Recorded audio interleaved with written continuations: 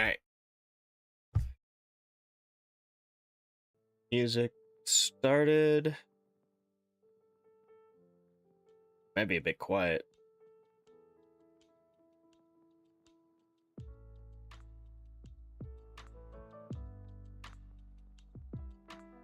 Yeah, there we go.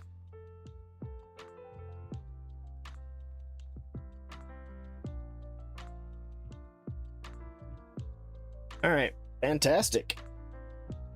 Oh. I'm a bit late.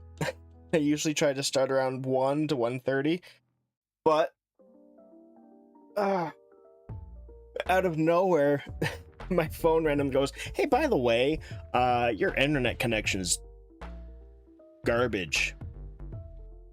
Just so you know." So, you know.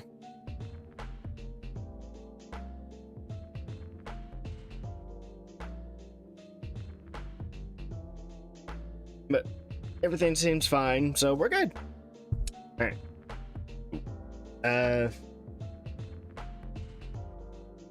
We're back.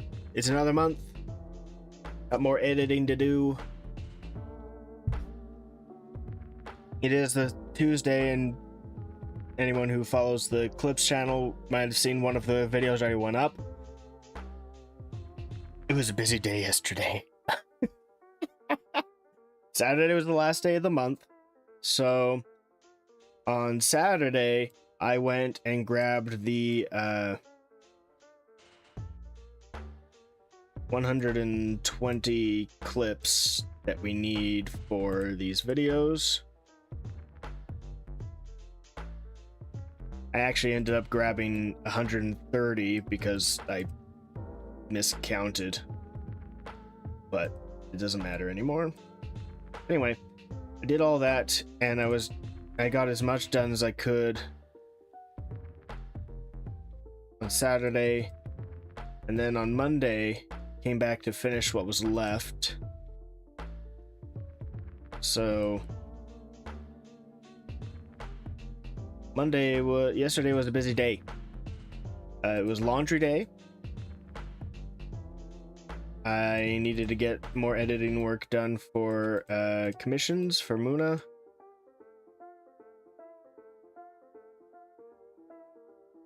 I needed to finish the first video of these videos to have it ready to upload.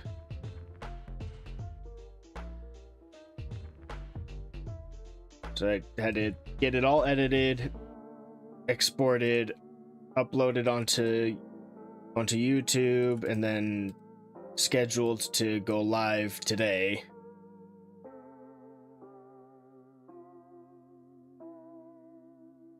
My model's eyes are closing a lot. I'm just noticing that. Whatever.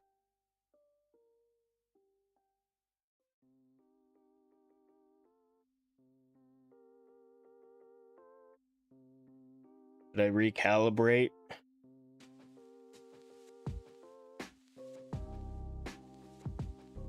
Try this again.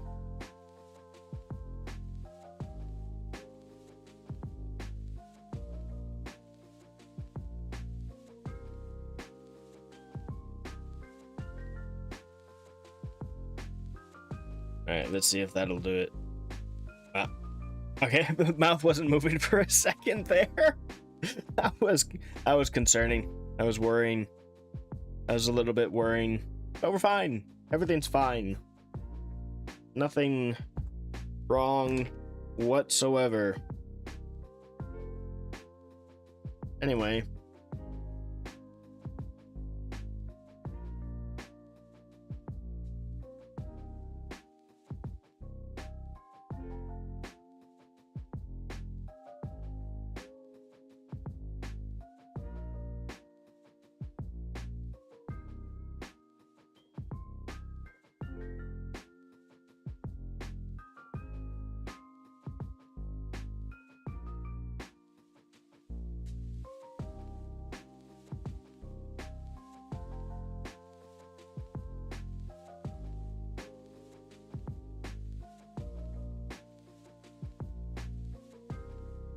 Do, do, do, do, do.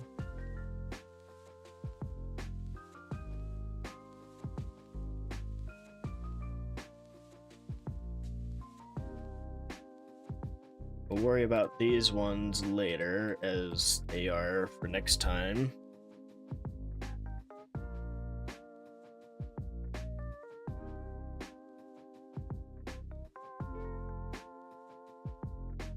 Right, anyway, I got distracted by model glitching out on me. So Monday, laundry, commissions, video edited and uploaded. And then I also needed to find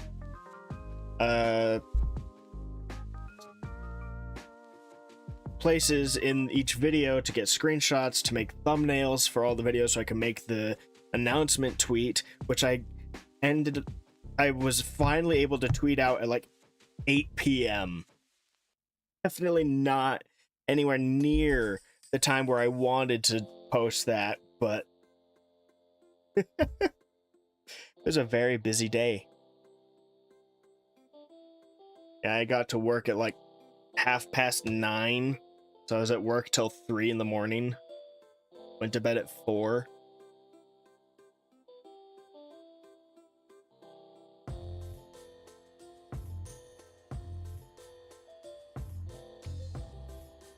Almost fell back asleep this morning. Woke up to my alarm. Fell back asleep. Thankfully for only 16 minutes. There was some part of my brain that was still functioning that went, hey, wait a minute. Aren't we supposed to be awake right now? Oh, man.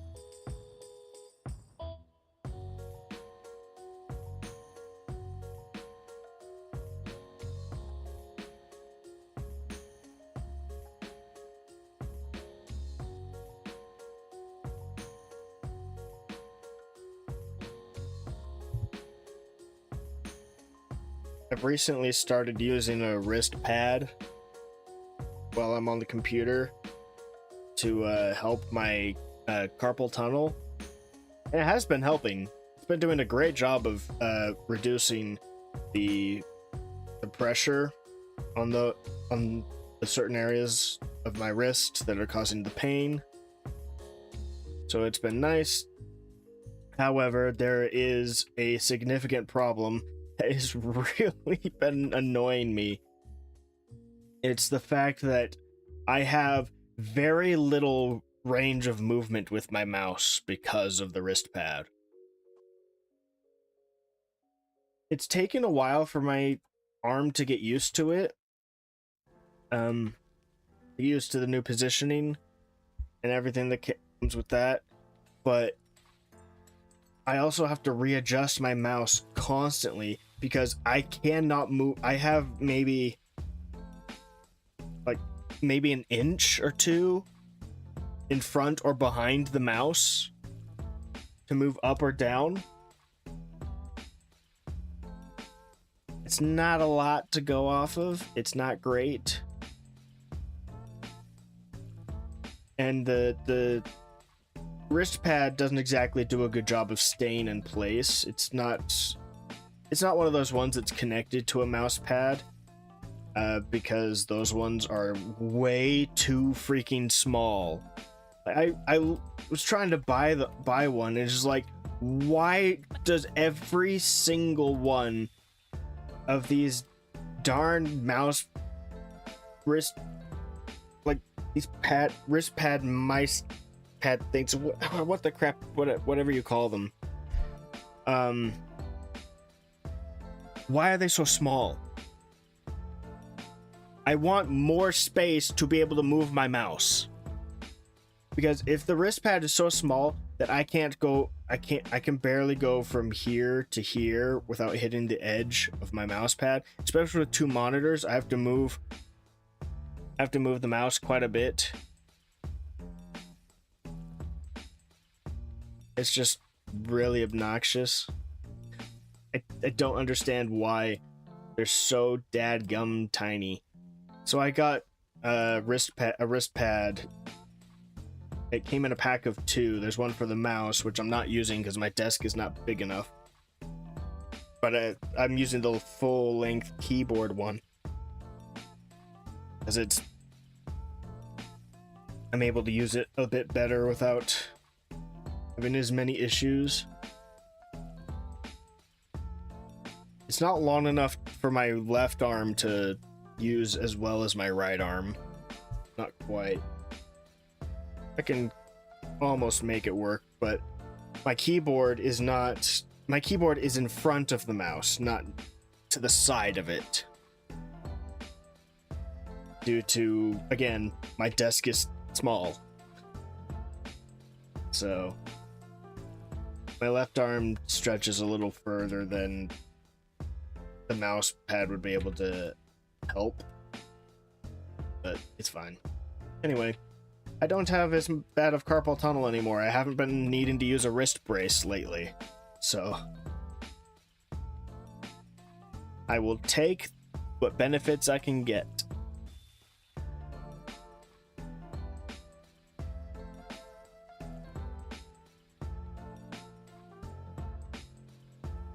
But boy, people are not kidding when they say that as you get older, your body just seems to start hating you.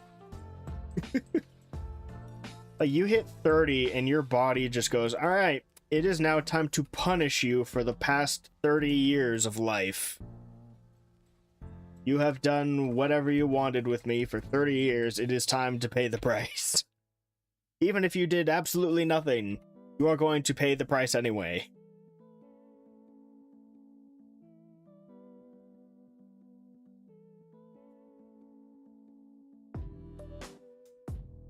As a fun fact, I have never broken a bone in my life.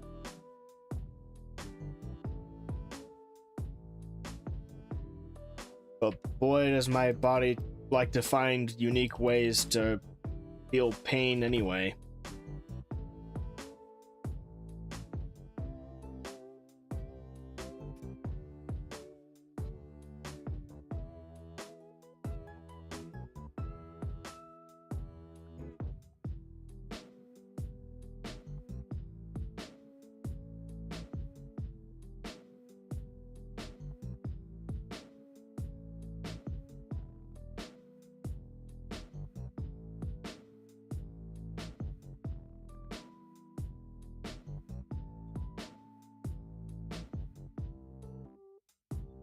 Probably gonna have to go check on the dog.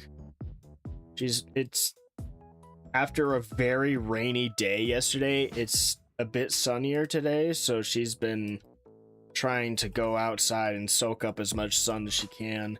She loves sunbathing so much. It's her favorite pastime.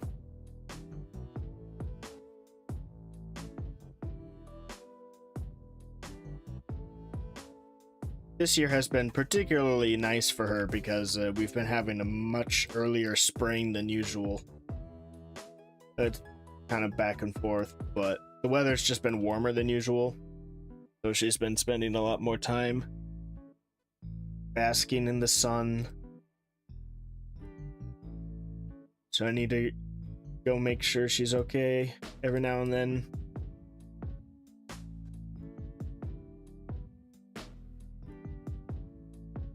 Especially since as she's been getting older, she is going she's coming into my room less often. She'll usually just spend her time in one of her beds. She has 2, one in the bathroom and one in the living room. So she'll just pick one of those and lay in it. instead of going to where the only human in the house is. Not really sure why, but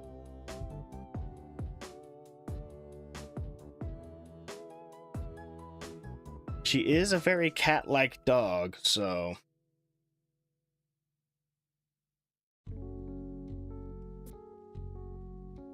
who knows with her.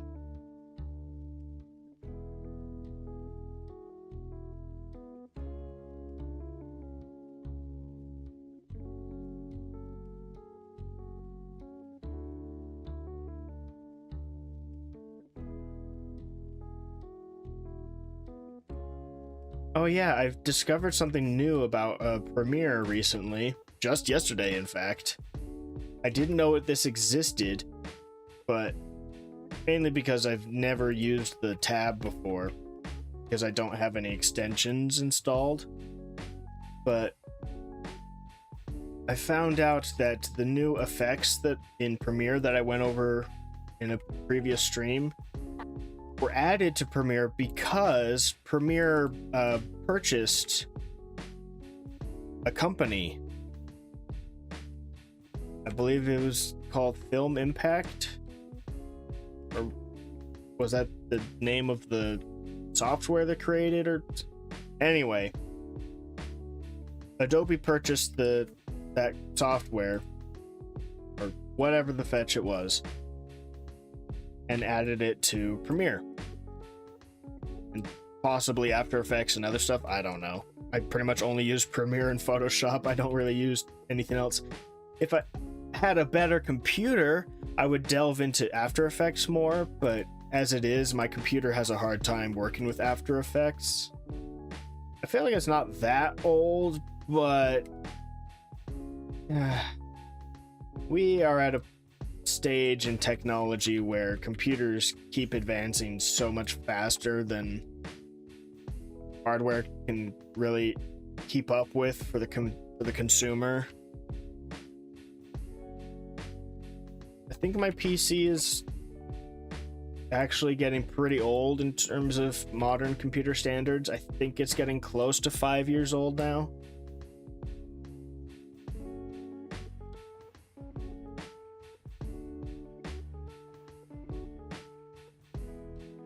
So yeah, anyway, I don't use After Effects because I need a better computer, but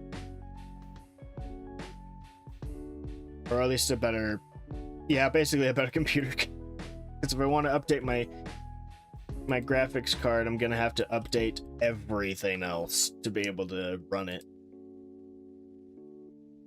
My fans are not powerful enough to handle it. I don't think my motherboard is powerful enough to handle it. So on and so forth.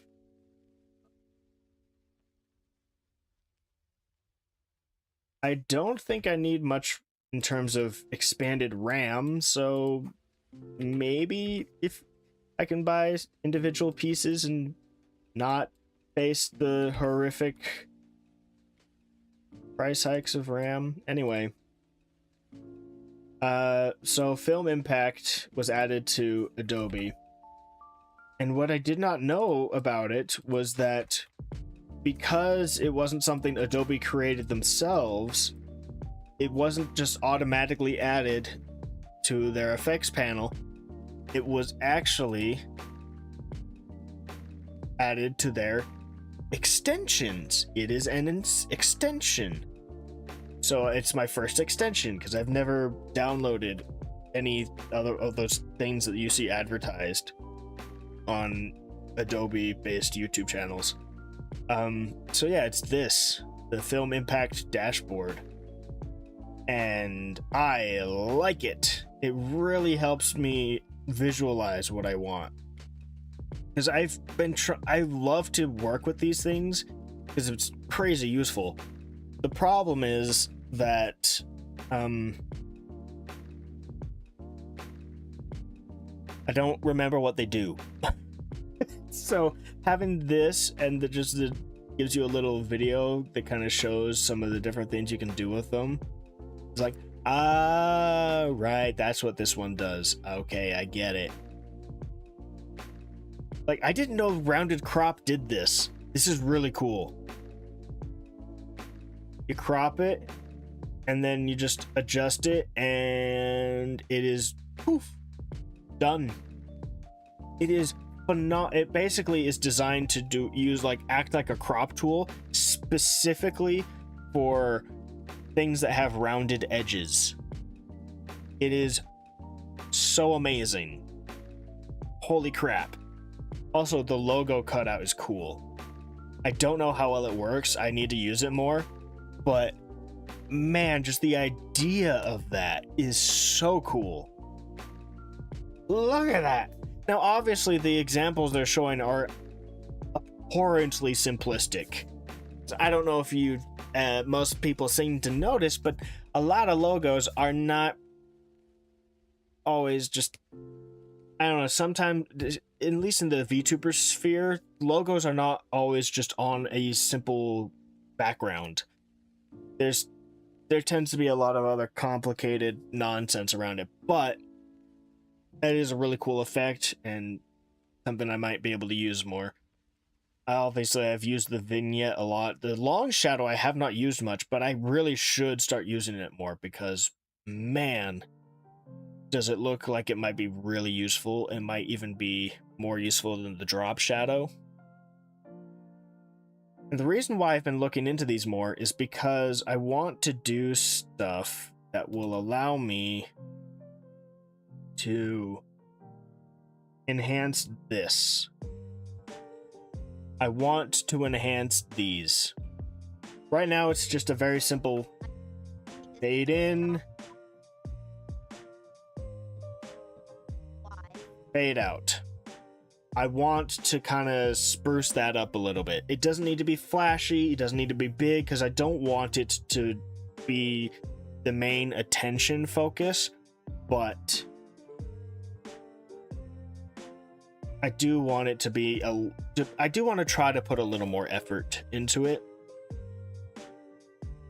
because I like to experiment with these videos every now and then. I've been doing the same videos for months, and I like to just kind of play around with things every now and then and try something new. Alright, I'm going to go check on the dog real quick, since I've gotten to a good pausing point. I'll be right back.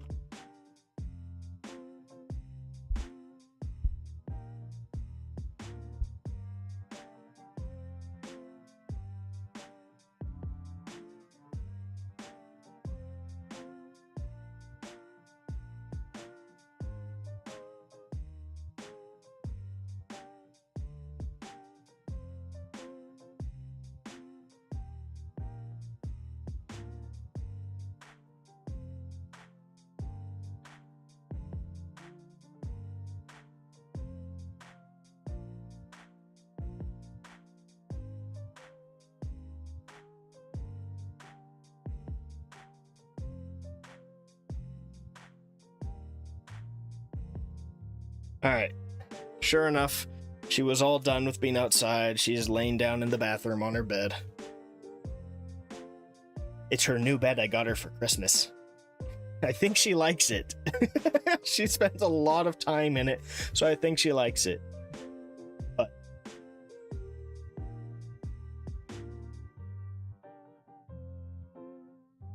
okay.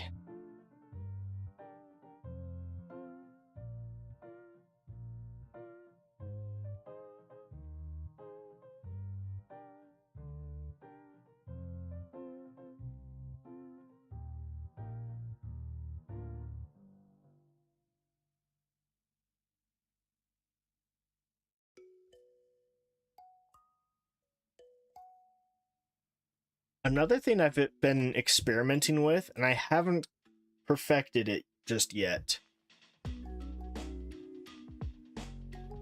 Huh. Weird. I missed a...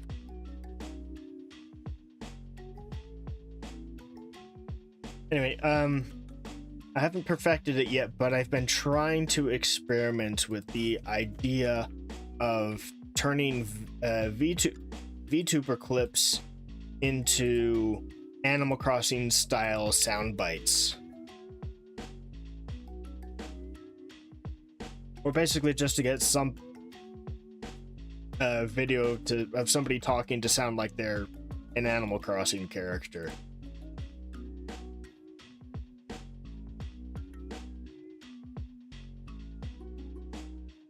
The initial process is not too difficult. I reversed the video so they're talking backwards, and then I speed it up so they're talking much faster, so then it kind of turns into the gibberish.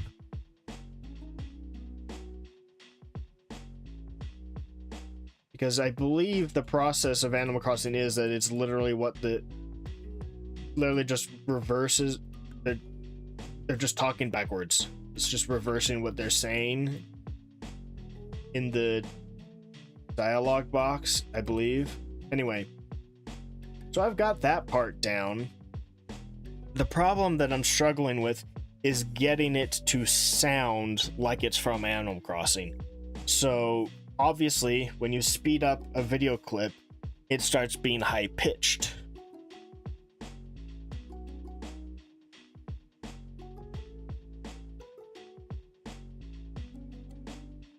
So like this. Like, I love you guys so much. Speed. This is about as fast as I made it.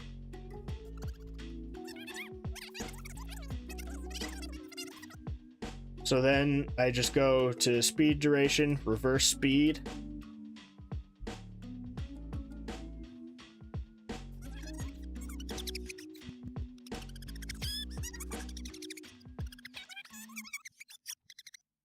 Yeah, you see how high pitched that is? So then I'm trying, so I go in here, I go to pitch shifter, and I just drop it as low as it can go. And then you give it a second to render.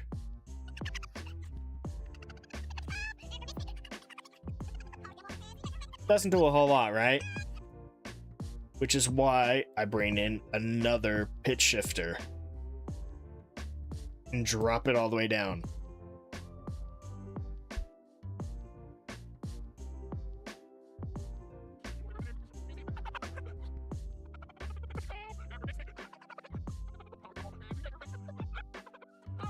So it's a little too low. So then I've started messing with the other pitch shifter, and the next part that I got into was, I think it was mastering? Let me double check.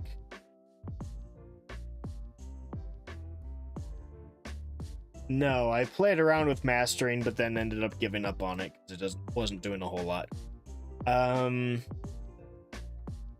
There was something that I was using.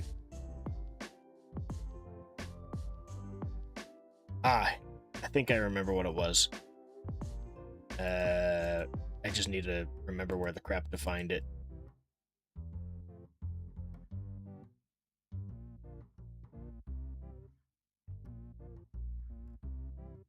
Here we go.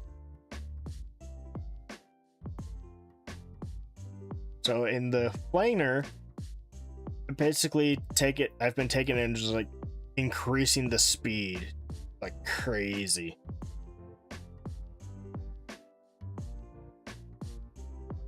Vocal thickening doesn't do much, so I can use that without affecting anything else.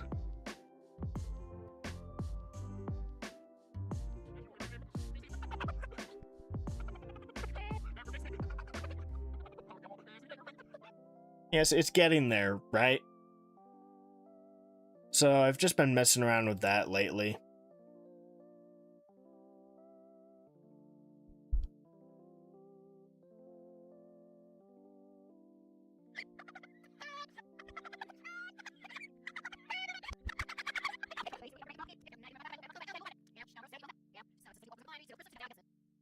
So the problem where I'm struggling with is finding a sound effect that will mess with the vocals enough to make it sound like cartoony and turn it more into gibberish. Because right now you can still hear that it's somebody talking, backwards really fast.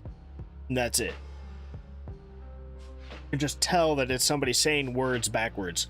So I need to find an effect that will kind of warp it to the point where it sounds like cartoony gibberish, like Animal Crossing. And once I can figure out that process, then I can save it as a preset, and then we can just start messing with different VTuber clips and turn them into Animal Crossing characters. And I think that would be really fun. Now, is there an easier way to do that? Obviously. There are actual Animal Crossing voice generators out there. People just created programs that do that. But I wanted to do it myself because it's fun.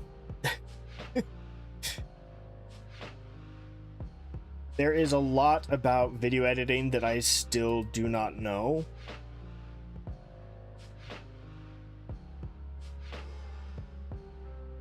A fact that will likely remain true for my entire life because there's always more to learn.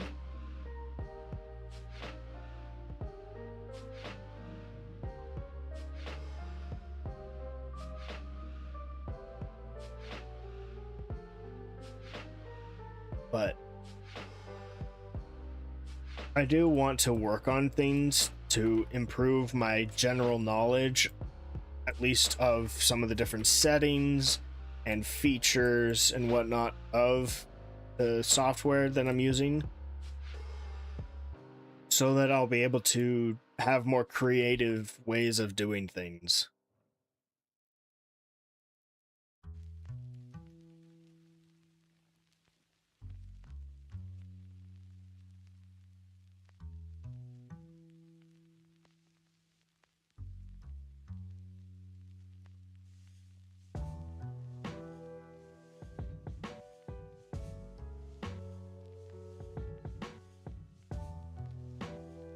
What I'm thinking of doing is kind of,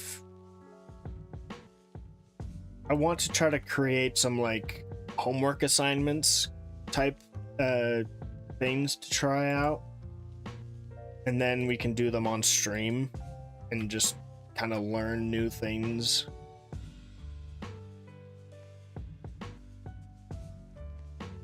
I think that would be pretty fun to do.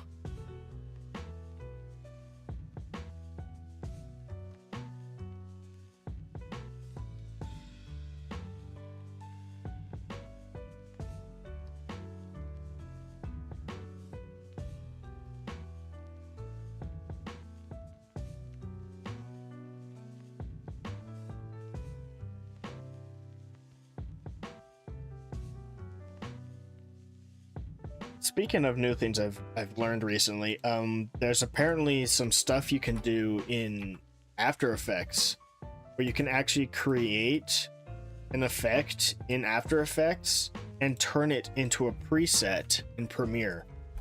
I think that's also insanely cool, and it goes along with my reasoning as to why I still use Adobe. Talked about it multiple times on stream, but long story short, Adobe offers some interconnectivity between softwares that you just really can't get anywhere else. And this is just another example of that. Being able to go into After Effects, mess with stuff, create a preset out of it, and just be able to use it whenever you want. And not just that, but be able to actually go in Premiere and change the fine details of it. So for example, in After Effects, I could create a very specific effect for a piece of text. So say I wanted to make a title for a video that had some fancy animations to it or something. Or some transition that was text-based. You know, all sorts of different stuff like that. So you create that in After Effects, and then you import it into Premiere, and it turns into a preset. You take that preset and place it onto a video thing, and then you can go in and you can edit the text say, so the first word says rule number 1, right? And then you just make, like, say you're doing a video about 7 rules to this, that, or the other. You go into rule 2, go into, I think it would be probably be listed under properties or something, and there would be a box that shows the text and it says properties. You delete the text and replace it, and just delete it and say rule 2, and it just, boom, does that. I don't know if there are other little things you need to tweak. Like, for example, if you go, instead of rule, you say priority or something else, you know, a longer or shorter word. Will that mess with the effect? For example, if it's an effect where the word gets, because you can do this, where the word gets typed out 1 letter at a time, an effect I've always tried to create manually, and now there's like some crazy cool way to do that as a preset, and it's wild to me. I don't know if it would require you to adjust the effect for a longer or a shorter word, or if it would just work. I don't know. I would need to try it one of these days.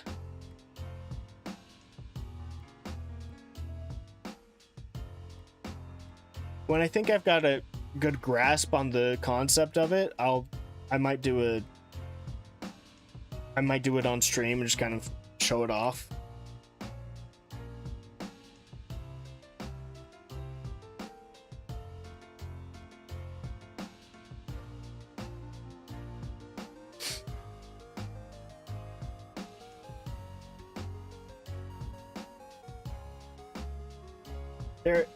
There's just one form of like editing that's always been kind of like a thing I've tried to kind of fight, is that a lot of video editing stuff is seen as this very overly complex entity, and in many cases it's really not. In some cases it abso-freaking-lutely is. Especially depending on how detailed you want to be about it. Like, for example, rotoscoping and other masking type deals, that can get insanely complex depending on what it is you're wanting to do. But one of the crazy tricks about video editing is that it's less about something being complicated and more about it being monotonous. So, for example, if you want a good green screen effect, so say you're making a video and you want to green screen something. For example, if I can find it real quick. It's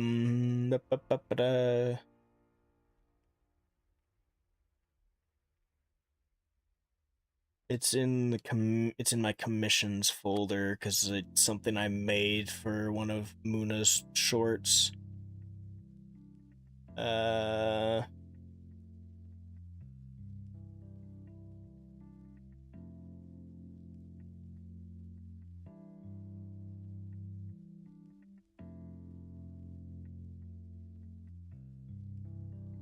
Maybe?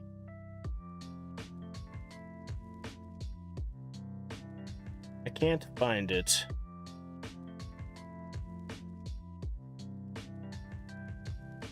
It might be in one of the videos I specifically made it for, which will make it more difficult to find. That would have been a bad idea, I guess.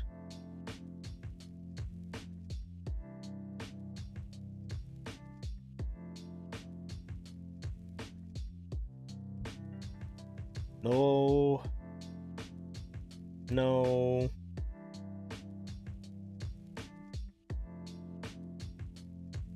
Nope.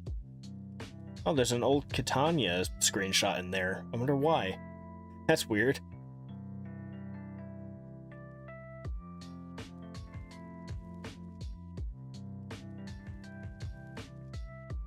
S. There are a few things I forgot I did for things. Well, anyway, I can't find it right now, but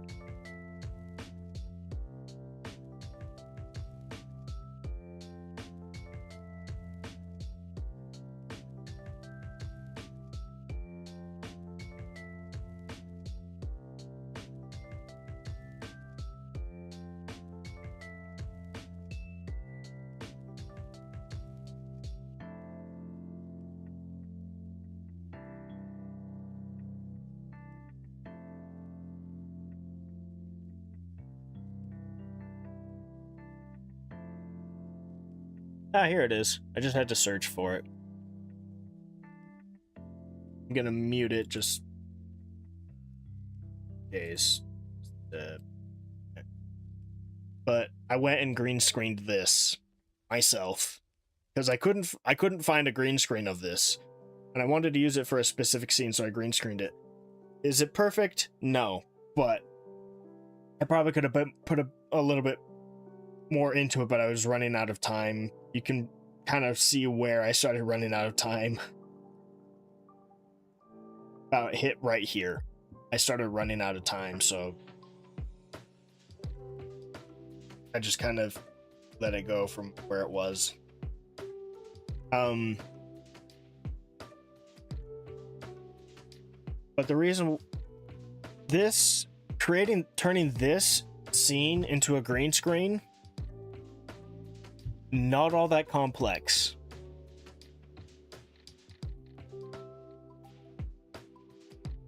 It is, however, incredibly tedious because I had to go in frame by frame. Hey dog, how's it going?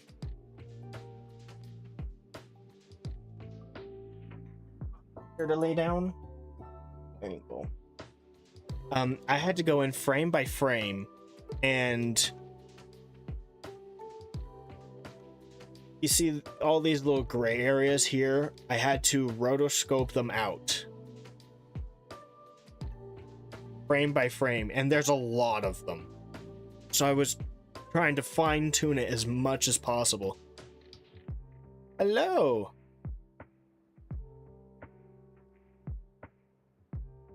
Why am I not getting... It's weird. I'm not getting it on my end. Oh, hello from the YouTube side of things. Good to see you. But hold on, I got the dog burst into the room. I'm gonna shut the door. All right. So it's not overly complicated, but it is very time consuming, having to do one frame at a time, try to get it to remove all of these little doodads, and then of course going through it a second time and realizing, oh hey, it's different. It's different with like every frame, and just hoping that when you actually green screen it, it's not too noticeable, right?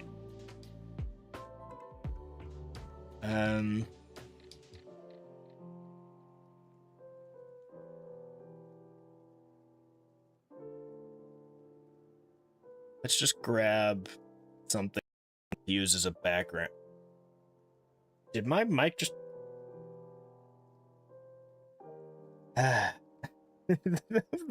my microphone monitoring just went out of sync. Again. Okay, monitor off. Monitor and output. Okay, we're good. What am I doing? I am editing videos. I went off on a tangent talking about the complexities of video editing and whatnot. But I'm editing videos of Vtuber clips. I should really move the chat over here.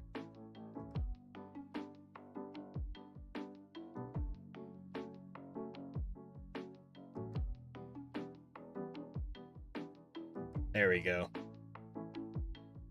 Might get in the way of some other things, but I'll worry about that when it comes to it. Just that. Yeah, that way. Yeah, there now the chat is way more readable. Yes, I am a video editor. I wouldn't say I'm some crazy professional good video editor, but I also think that anybody who says they are some crazy professional like expert is probably full of crap. They can be really talented, but I hesitate. I would, even if I was so decent at video editing that I worked on all sorts of crazy major projects, I would still refrain from calling myself some big expert, because holy crap, is there so much to this, and there's always more. They're adding more to video editing stuff all the time. Anyway, I keep getting distracted by that tangent. But yes, I do video editing. So we've been doing some VTuber clip compilations, and I just got off on a little tangent about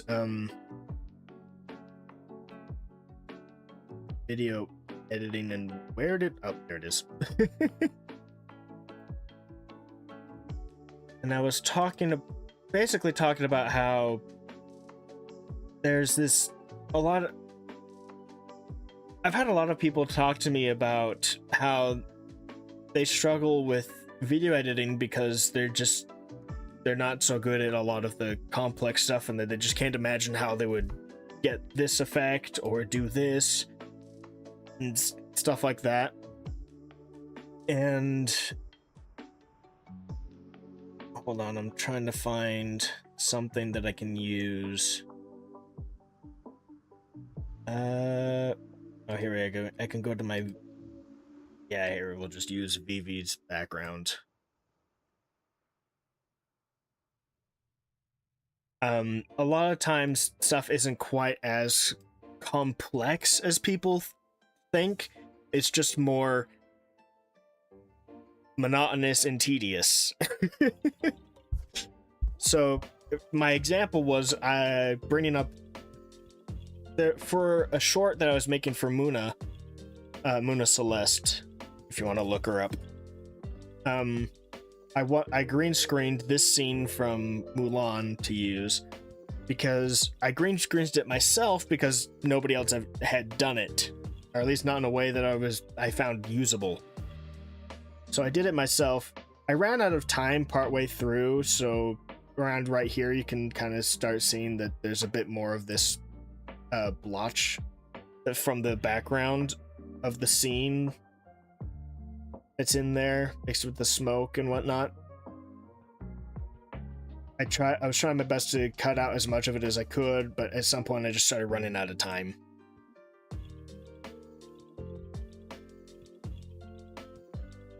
So it doesn't look terrible, but it's really noticeable around here. There's just more of the background merged in there. But the parts that I was able to green screen properly, especially I had to rotoscope, fine tune, frame by frame, every last edge of this smoke here, especially this area, because this is the area where the character pops up, and as Mushu's moving through the smoke, it starts creating breaks in the smoke and whatnot, more places that you need to fine-tune the rotoscope on. So frame by frame by frame, and you can tell that some of the frames, things just kind of move around a bit. See, you can see places where I caught, like right here, I've specifically cut this part out.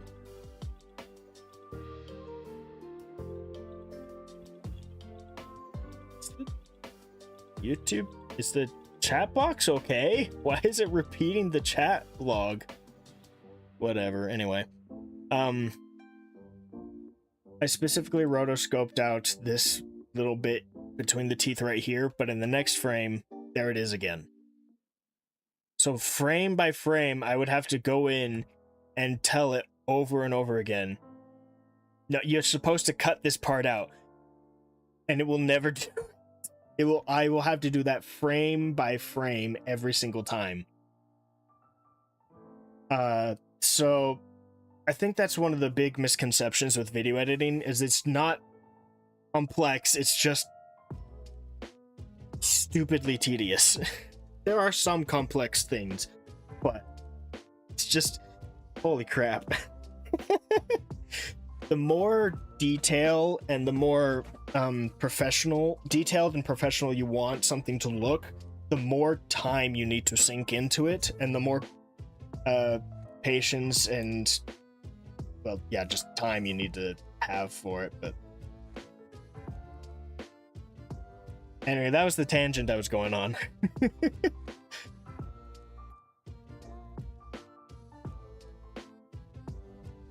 But I do like video editing, but it can... I think one of my biggest struggles with it is that there is so much going on that you kind of... It can really help to have a team. So, for example, being the one that has to come up with all of the ideas for a video, as well as do all of the editing for it, I don't always think of all of the ideas. Like, I finish a video, I upload it, it's good, and then I watch through it again, and I go, oh, I could have done this, oh, I could have done that. Because I get so lost in actually doing the editing that I sometimes forget about the creative side and thinking of new ideas.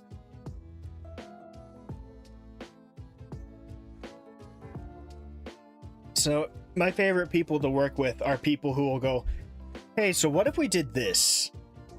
Because then it's like, it's less of a burden on my shoulders. Most of the time I can usually find a solution to a problem or a desired effect. Thinking up those effects is a little bit different.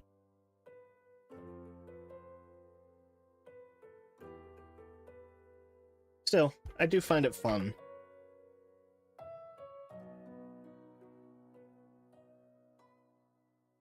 I think the common problem you typically find for people who do their own editing is that they're a creative first and an editor second. So then they always talk about how they're struggling with the editing. And then video editors tend to be the opposite, where you'll hear a lot of editors talk about how they're struggling with the editing. They're working on the editing and they're struggling with the creative side.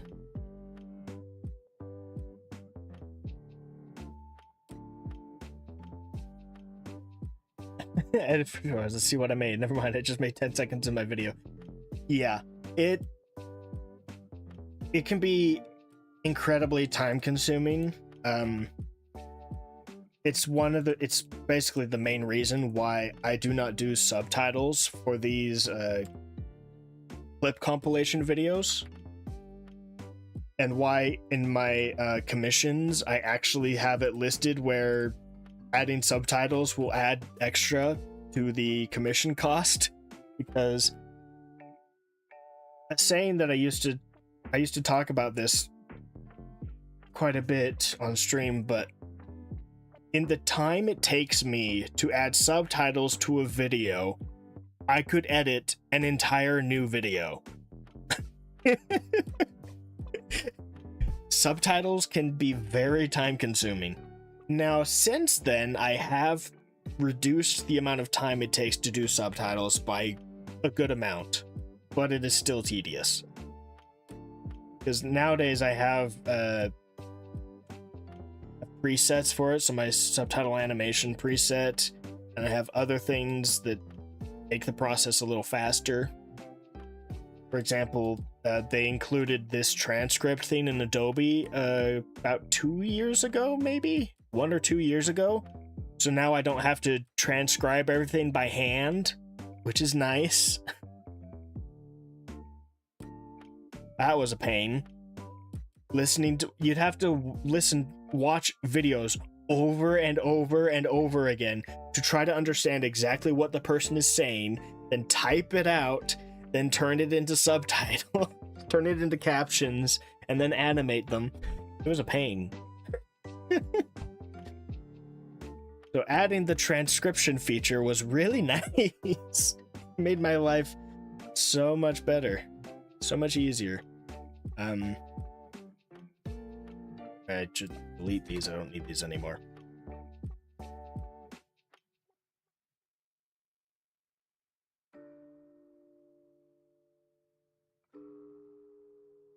I got a notification from Twitch like, hey, this person went live, and I looked, I was like, I don't know who that is. Oh wait, yes I do. They just rebranded.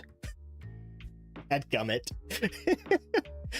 I'm sorry, but that is one of my pet peeves with VTubers, is the constant rebrandings. There are several VTubers, smaller VTubers have a different form of it than bigger ones. Bigger VTubers will change their model constantly, which changes their entire color palette, which means this next part, as a video editor, gets more complex. This next part being these little things where I have been trying you can see in these textiles, in this textiles folder, I've been trying to create these to match, or at least get close to, a color palette that works with the VTuber. So that kind of matches their theme and everything per video. This is my old default for VV. I've since upgraded to this one. But then when a VTuber goes and changes not only their model, but they'll change their everything, like a whole re-debut, rebrand. So they change their model, they change their color schemes, so they get new, sometimes they get new logos, or they'll get new backgrounds, they'll get new this, that, or the other, and change so much about everything. So it changes, when it specifically changes the color palette, it's like, okay, cool. Now I need to go back, change everything here to match the new color palette, and that's not a big deal, but it's kind of annoying that it just keeps happening. Then smaller VTubers, what they will do is change their name a bunch. I'm not joking. I mean, I'm gonna be trying to change my name on Twitch as soon as I can get the baskets name. I'm looking for either going back to crap baskets or getting just baskets. If I can do that, I'm solid. But that's more to streamline my name across different platforms.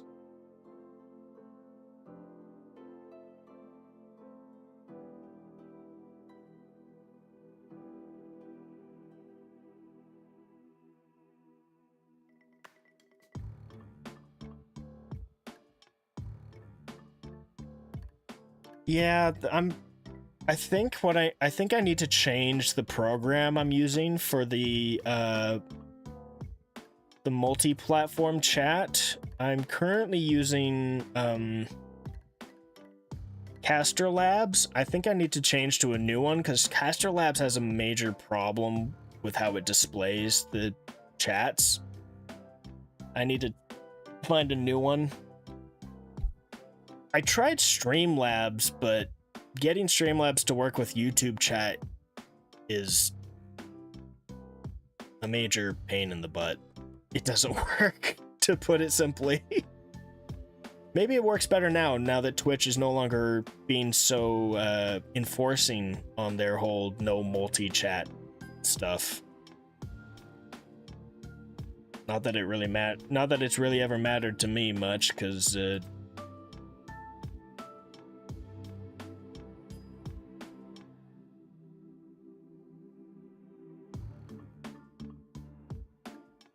oh, Caster Labs isn't even connecting to YouTube right now. What the crap?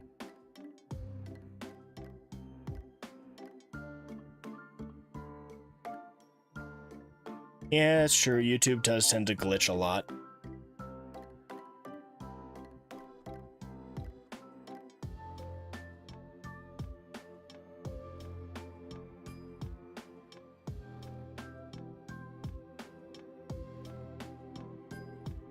Can I pop out my Here we go. I'm gonna pop out the chat so I can.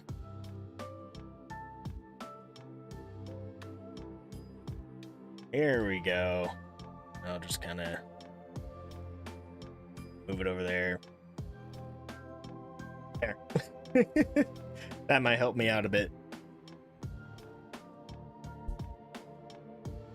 All right.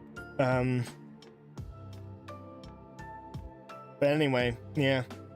Smaller VTubers tend to change their names a lot. So then I keep getting these notifications from Twitch like I just got recently, which started this whole tangent. And it's just like, hey, this person's live. Like, who is that? And I have to go over to him like, oh, right. I forgot. This person changed their name.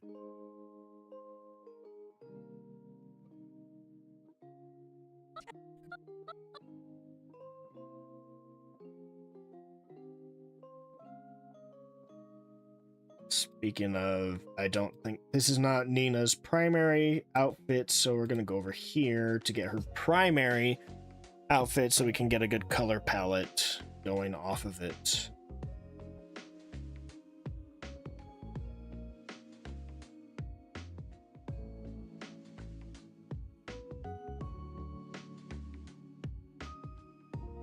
You see what I mean with the chat box just kind of freaking out on me? It just keeps repeating what's being typed in chat over and over again, and I don't know why.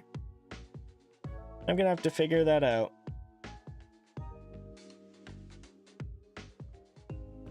I definitely don't judge them. Like, there's probably several reasons behind this, that, or the other. I don't particularly care. Like, I might gripe about something a little bit, but at the end of the day, I don't give a crap. Mostly because I'm the type of person where I don't really get upset about stuff because that is too time and energy consuming. So while I might bring it up like 10 seconds afterwards, I will have stopped caring. And then I'll care again, and at some point be like, oh yeah, this, whatever.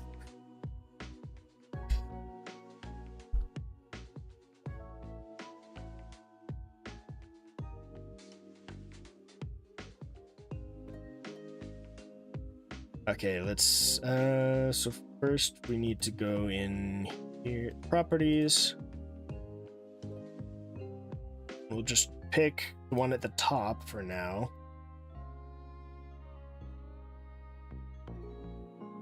Whatever.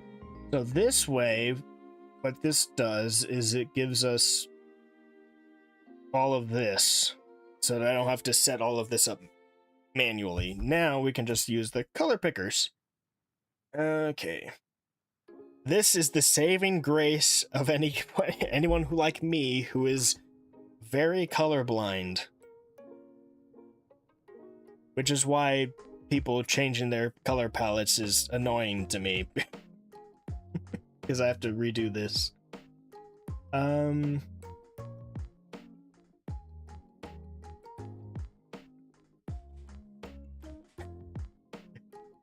turn into Spider-Man.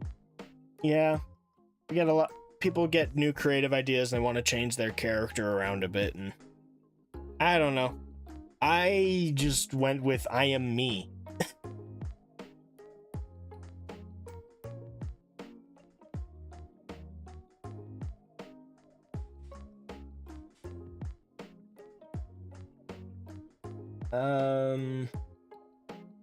What do we want to do here? Chat box, would you stop? Yeah, I need to switch to something else. Good grief, this is ridiculous. Either that or I need to figure out why Caster Labs is having to freaking fit. And again, Caster Labs isn't even recognizing that I'm streaming, so I went over to Caster Labs to check, and it's just like, you're not streaming right now. What are you talking about? Okay.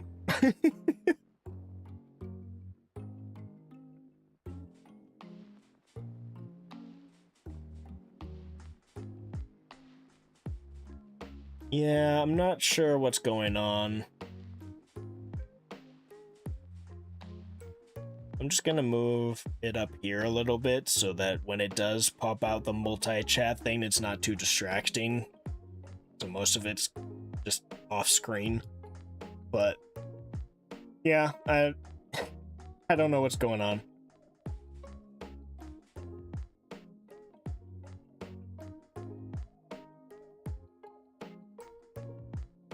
When I have scuff, it's usually not my fault. It's something else is broken. It had nothing to do with me. That's generally my type of scuff, at least these days.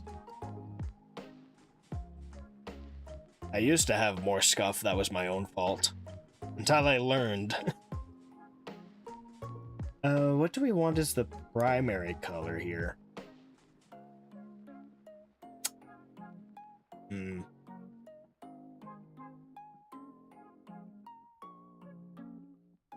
This is changing. We're currently changing the fill color.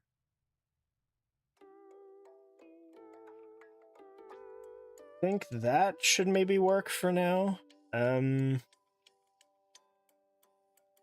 There's this bluish purple. But I think we should use the more, this color, and then bluish purple for the outside. Okay, that's not bad, but it's... There we go, that's better. Now, will this work? I think it looks pretty good. I just don't know if it'll be as visible to other people as it is to me.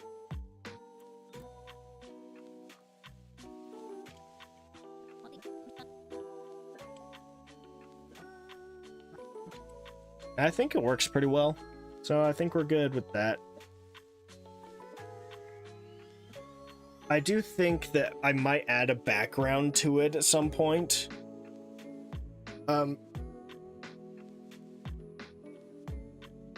Just to make a bit more of a stable background that the text is more legible on, so that it's not dependent on what's going on in the background. I won't do it for this round, but it is something I'm going to try to come up with some ideas for, and then we can do an editing stream where we just play around with these and maybe come up with use some of these effects to play with them, as well as play with some backgrounds and stuff like that to see what we can do.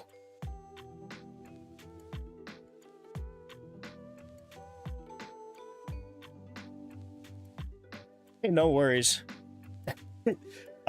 Even people who are fluent in English do not speak English correctly, so...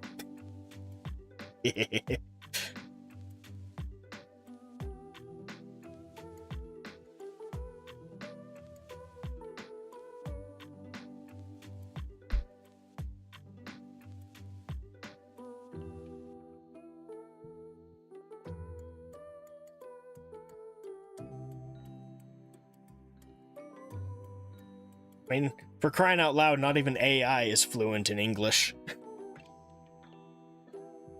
You'd think a robot would be able to... A freaking program algorithm would be able to figure that out easier than a human, but no.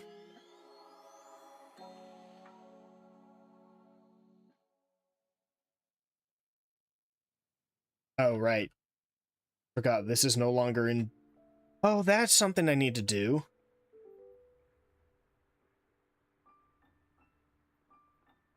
I need to take these, not these. I need to take these and change them. That's something I forgot to do. So then I won't have to do what I was doing before anymore. So change these to...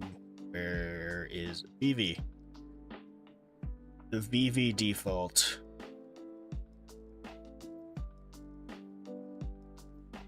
Like I had before.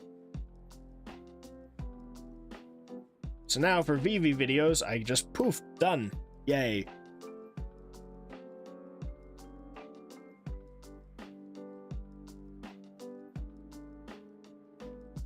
And then for others,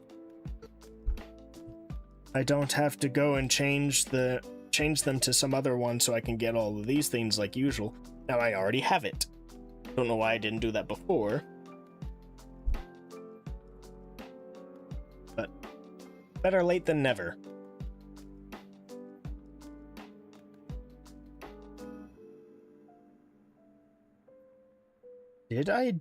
Did I have a textile set up for Echo Gummy before she became Eerie or Airy Echo Hound? Don't. No, I did not. Okay. Yes. So I do.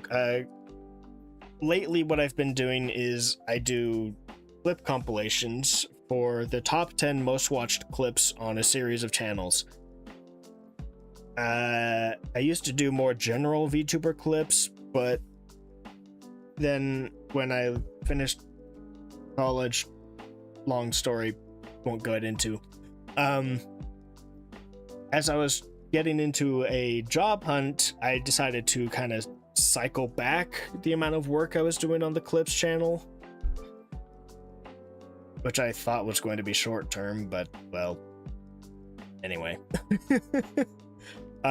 So instead of doing just a bunch of different VTuber clips, I do these videos more as like the full content on the channel right now, where every month on the last day of the month I will go to 12 different VTubers channels. That way I have one I upload a video every other day, so Tuesdays, Thursdays, and Saturdays every week. So with 12, I'm able to do that for for all 4 weeks of the usual month. So I go to their Twitch channels, go to their clips, and go to the top 30 clips, or the past 30 days section on Twitch. I grab the top 10 because they're listed by the number of views from most to least. Grab the top 10, put them into these videos where we make them a compilation and then upload them.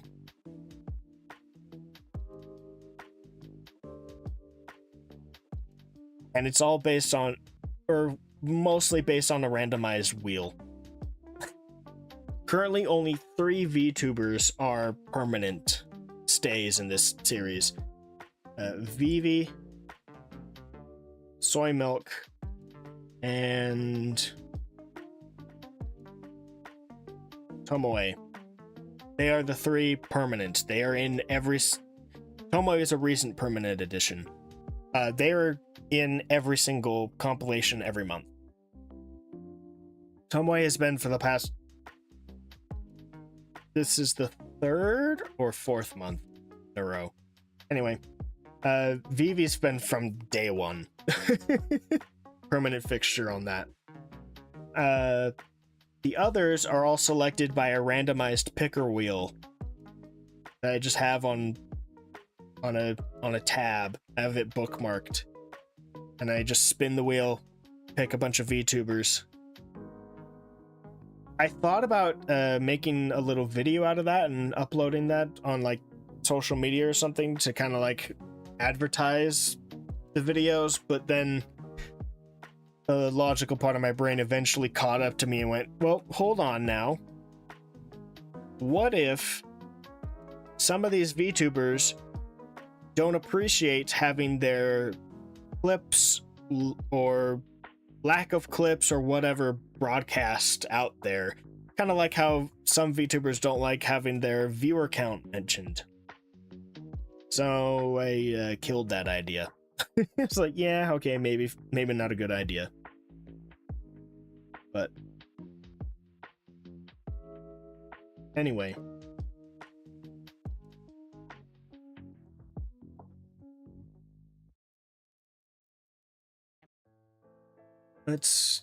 Here we go. This is a good large view of her full regular model, so we can get a good color palette.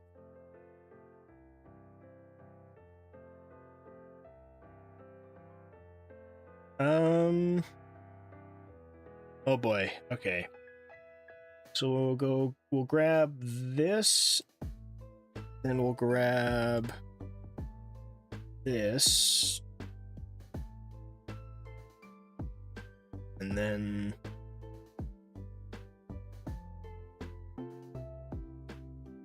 no, I don't like that at all.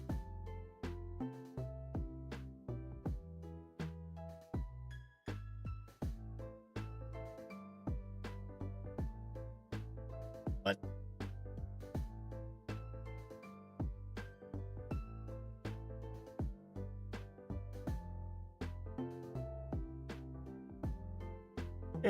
Better, but I still don't like it.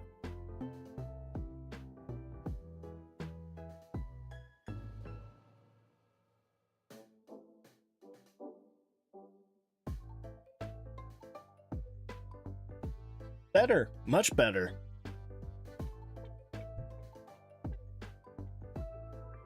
Heading to bed.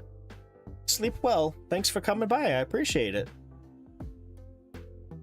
And best of luck with school tomorrow. I am so glad I don't have school anymore. Holy crap. As much as I wish I could have finished with a dadgum degree, but the modern tech world sure wasn't going to let that happen to me. Fetch me. Anyway, I said I wasn't going to get into that story. I don't want to get into that tangent again.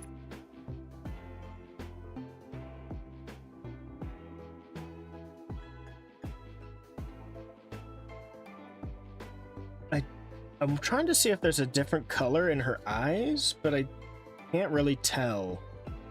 There might be, but it's not. There's not enough for me to go off of. It's mostly white. I think there's a bit of red in there, but I can't really isolate enough to go off of.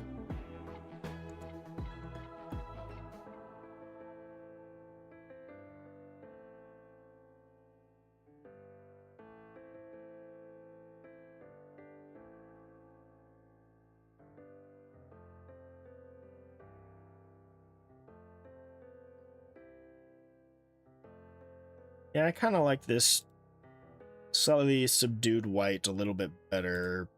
Maybe we can grab... I don't really want the solid white.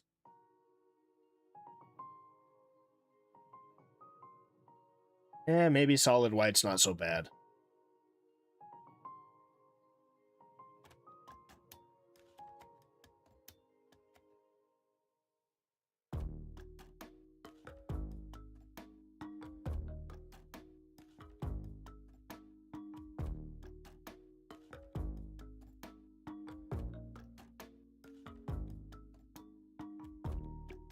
This is much easier than the last design.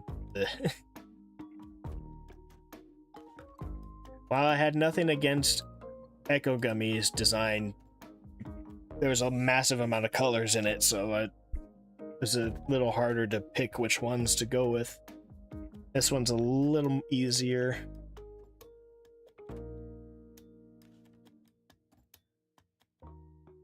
I don't know if I want to go with this gray at all. I think I just like where it is now, so I think I'll just leave it. Oh, did I remember to save this as style? I did not.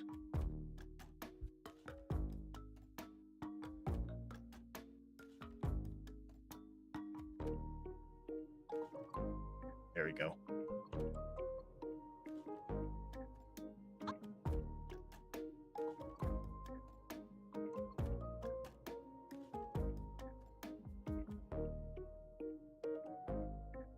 I think this is more of a Valentine's Day based thing, so I'm not gonna mess with that.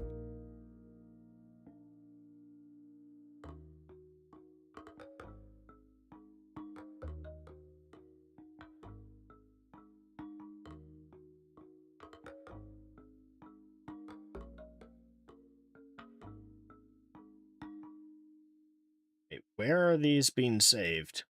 I just realized that.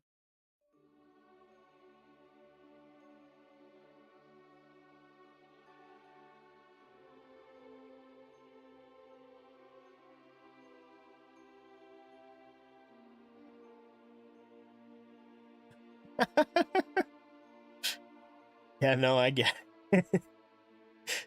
Starting to live like an NPC. Yeah, no, I get that.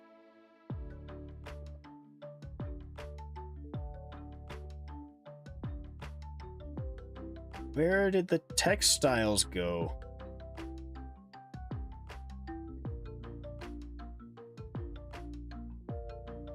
They didn't go into the textiles folder. Where did they go? They're being automatically saved into one of these folders. I don't know which one.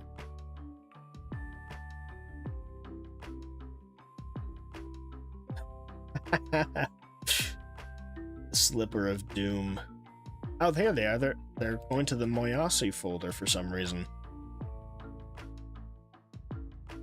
Don't know why. I wasn't even in that folder yet. I'm not even in that folder yet. That's next. That's the next editing stream. What the crap? That's so weird. Oh.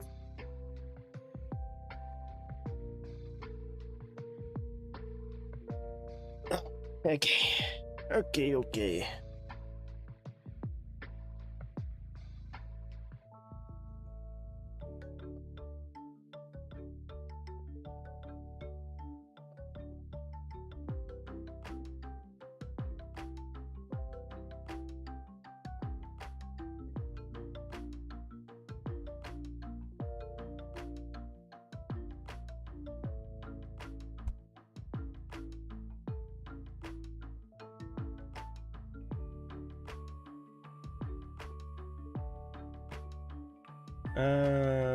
We need to find another scene with the main model so we can get a good color palette going.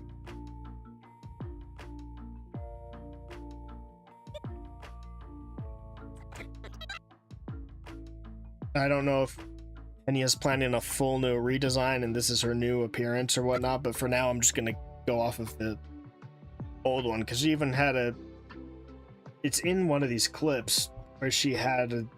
Yeah, this one. She got a this model.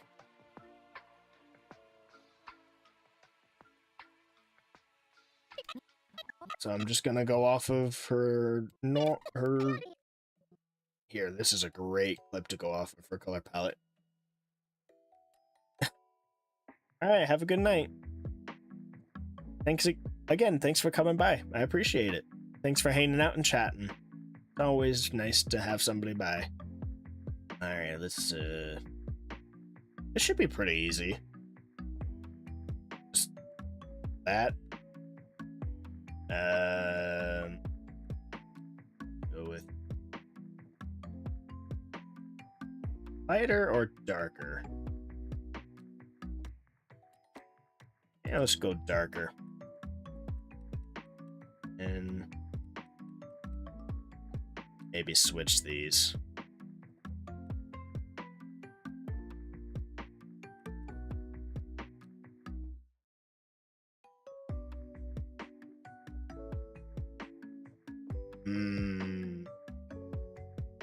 Let's try out a couple ideas.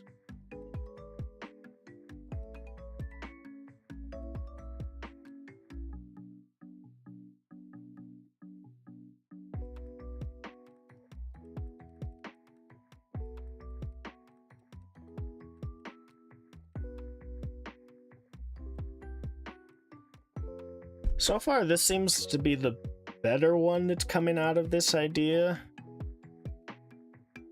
I thought this would be a lot easier than it's turning out to be.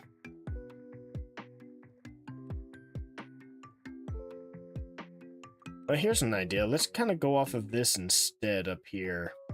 Is this... These, whatever the crap, seem to work with the color palette a little bit better. So let's try... Let's just zoom in real quick.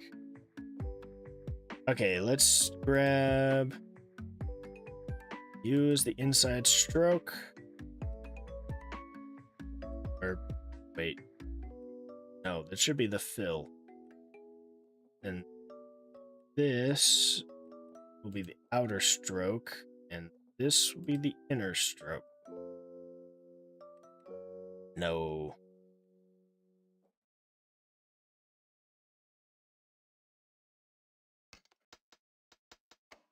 No.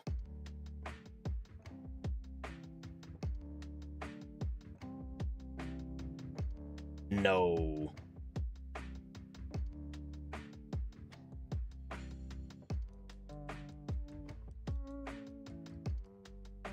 Yes. I think this is better. But let's try one more.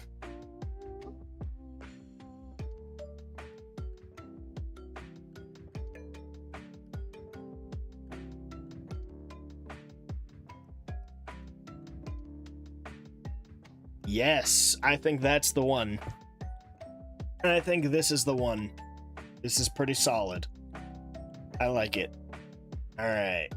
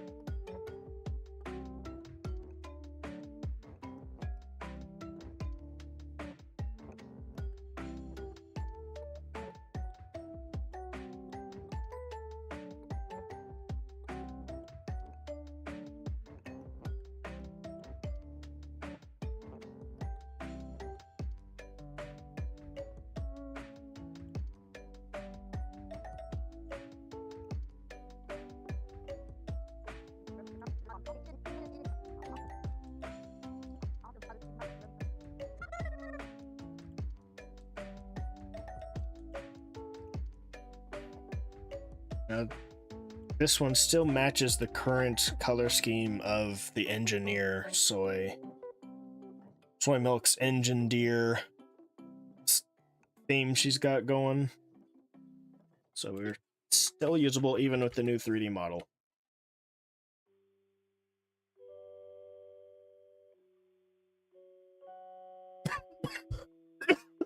Oh, I'm choking on air again. I'm not allowed to breathe. What a cruel world.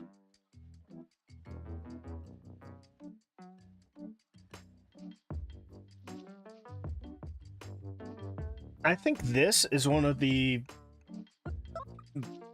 Soy Milk's new Engine Deer redesign. I think is one of the most sensible, like makes sense kind of redesigns I've seen with a VTuber, because she kind of really started changing her content style to do more with it's in one of the clips here. This like actual like engineer stuff, building funny gadgets on stream and whatnot. So the redesign to the Engine Deer actually made a lot of sense because it fit her adjusted content style.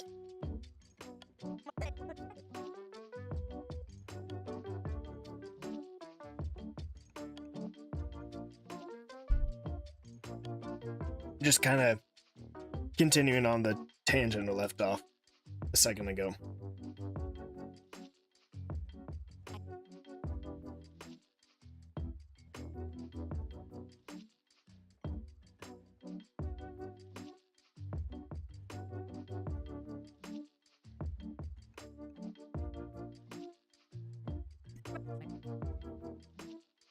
Something about this one just can't quite put my finger on it. But something about it just not sitting well with me anymore. Maybe that's just me. Whatever. We'll go with it. All right.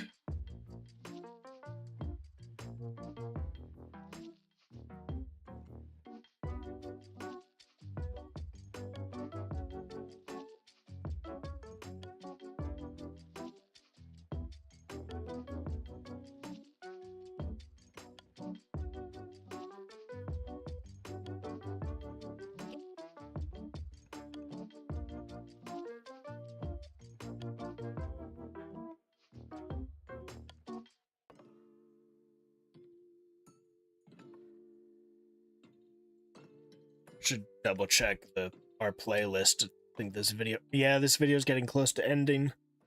Should look for another one to tag on to the end of it.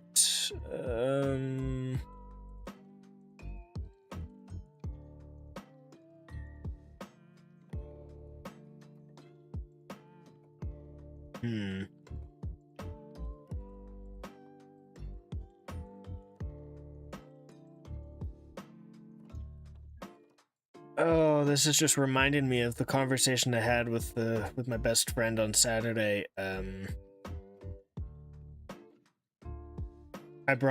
was talking to him about how lately my YouTube recommendation feed has been full, and I mean full. It is like almost every video being recommended to me lately, at least on my desktop, because it's what I use for background music during stream. It has been filled to the brim with AI remixes of music, or just AI music in general. There's a lot of it's given me a lot of like, oh, here is your typical tavern music with an AI thumbnail, or other like fantasy D&D type stuff, but it's very clearly AI, at least in the thumbnail. Whether or not the music is, unless it specifically says in the title of the video, I can't really say with full certainty, but you can kind of assume. If it's an AI thumbnail, odds are fairly decent. The music's probably AI too. But anyway, I've been getting a lot of that, especially a lot of channels are apparently doing a lot of Nintendo remixes using AI.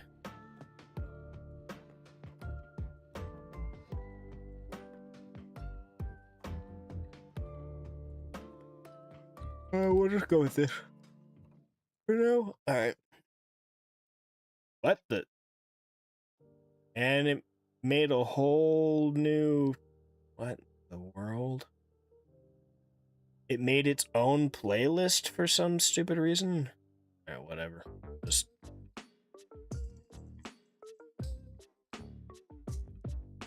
There we go. Okay, yeah, I've been getting a lot of AI videos, AI music videos, recommended to me. And it's one of those areas, music, where I think AI is probably going to kind of dominate the field, at least in terms of specifically like instrumental type music, largely because there's really only so much that can be done. I don't remember the exact term. It's like harmonization or something, but there's only a certain amount of patterns that can be done with music for some reason or another. I don't know. I'd have to research it more. It's just stuff I've heard. But I do think AI does a shockingly good job with a lot of music, particularly the remixes. Like one of the more recent ones I've been seeing on my feed is Medieval Donkey Kong 64. It's like, yeah, this is really good.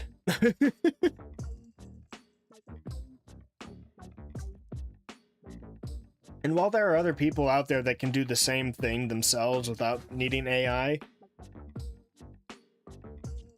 can do it on a very equal playing field in terms of quality. The only real difference between human and AI and a lot of the music stuff, at least from what I've seen on YouTube, is just AI pumps it out faster.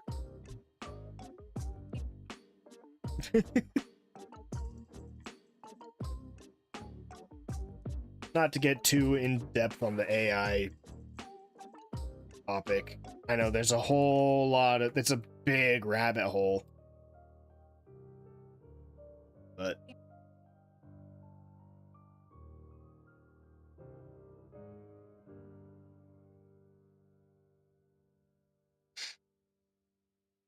I mean, there are other YouTube videos that make it the this song goes with everything. That whole genre of YouTube video, it's like one of the greatest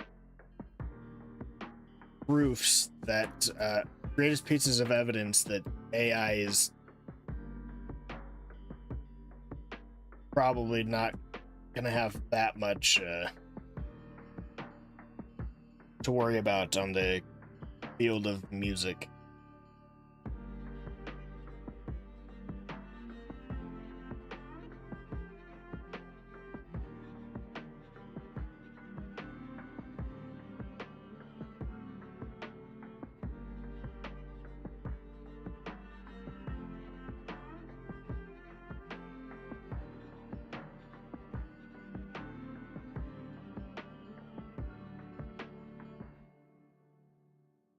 Well, you know, aside from running out of money or something like that, with how much money and energy the data centers bleed on a regular basis just to generate just the stupidest crap.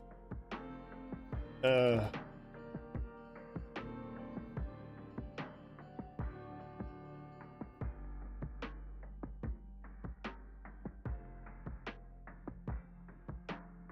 kind of view a lot of AI companies similar to how I view a lot of drop shipping companies.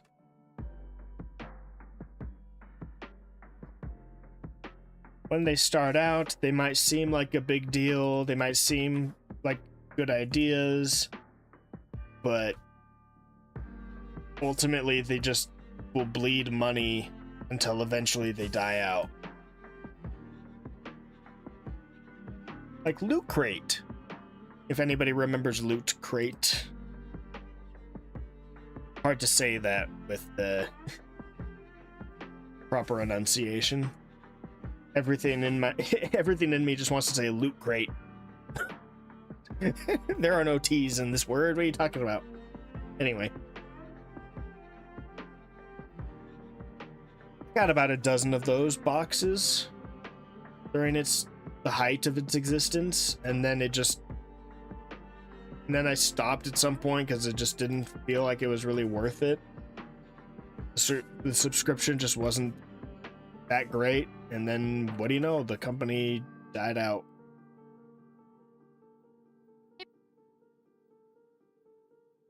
It's a not uncommon story with drop shipping companies.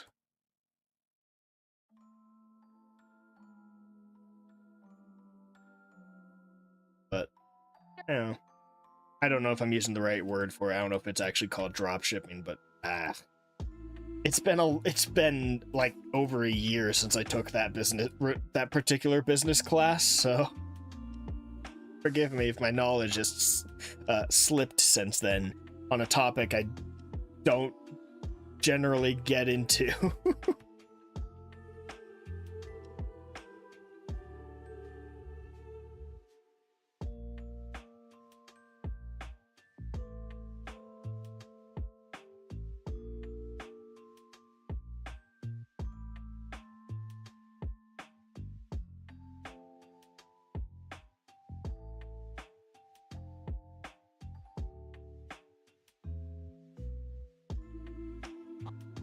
Although, on the topic of topics that I do generally get it. Oh, I forgot. I forgot something important. Hold on. It's in my notes somewhere. Clip names. Here we go.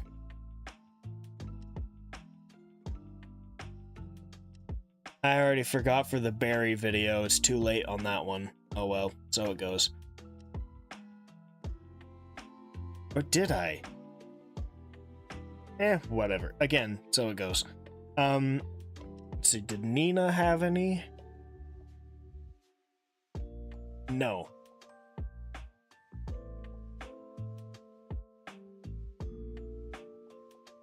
Vivi has 2. Let's see, it's clip 9 and 10 have question marks at the end. So part of the process of me doing these clips is that I copy and paste the names of the clips, specifically what the clipper named it. The problem is that Windows does not permit certain symbols in file names, particularly question marks or asterisks. So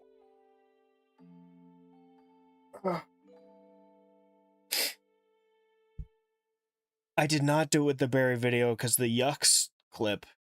Ah, well. It's too late now. It's not a big deal. We'll live.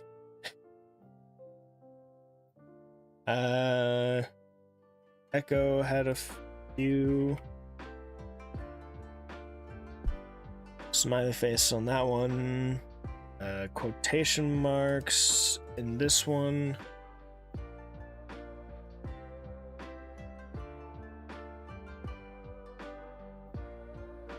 And then number 10, add asterisks.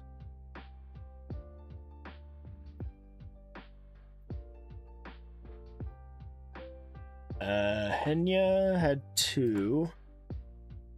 Clip 3.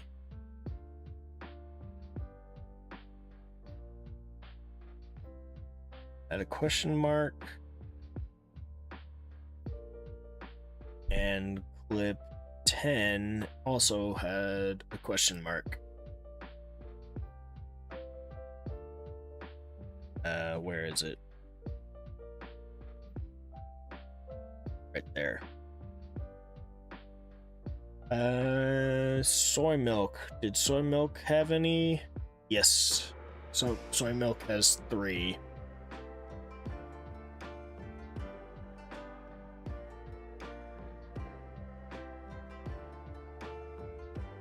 One, 4, and 5.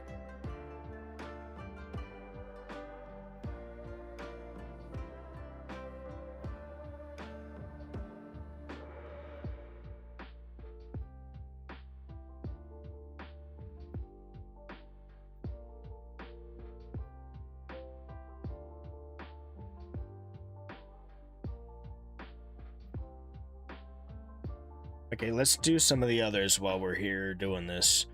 Mooney had 3.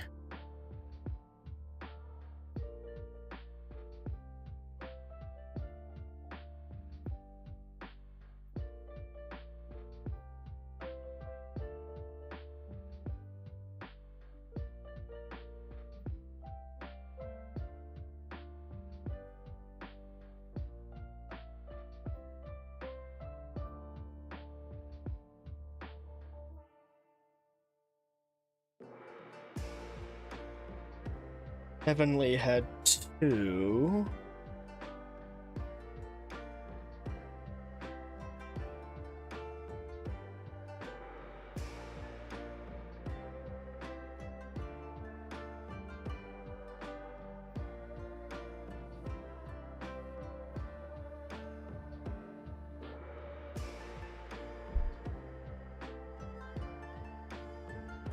Homaway had 1.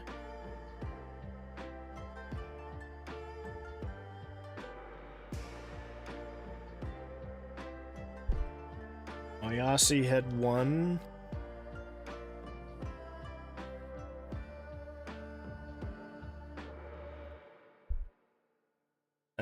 Tane had 4.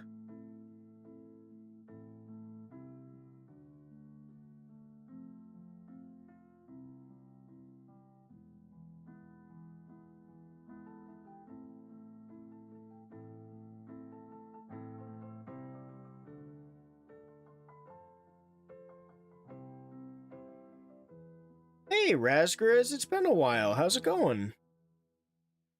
How you doing? What was the last one? Did I click on something else?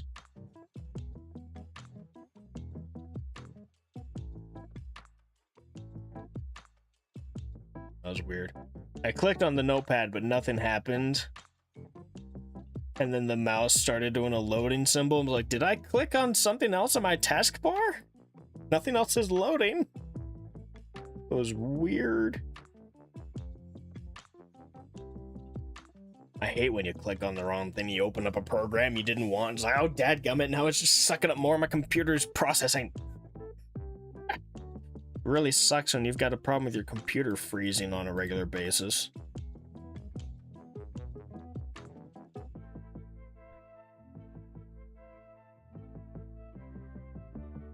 On lunch break, I'm playing First Descendant. Ooh, I haven't played that game in forever.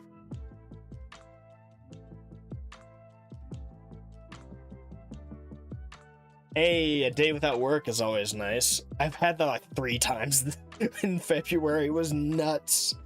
I had 1 week where I had Friday and Monday off, and then the week after that I had another Friday off.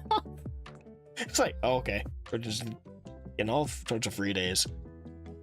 I haven't played First Descendant in so long. I got back into Power World and some other stuff on PC at some point.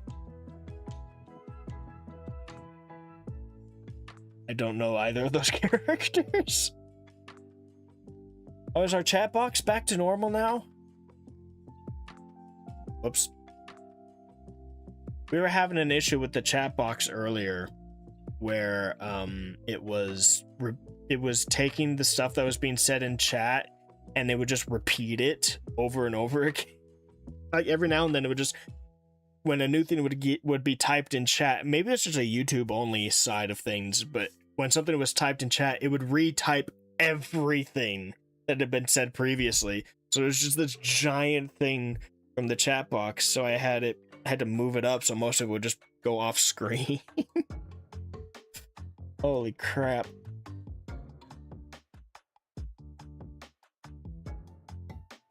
Yeah, it seems to just be the YouTube side of things. I'm wondering if I need to try...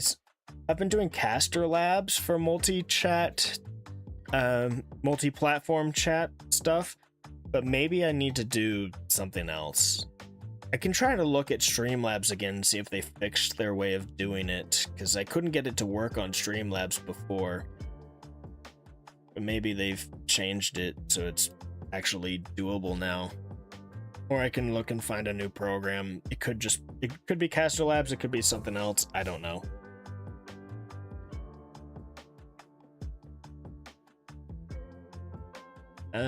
Just Angel Steps has 3 that I need to do.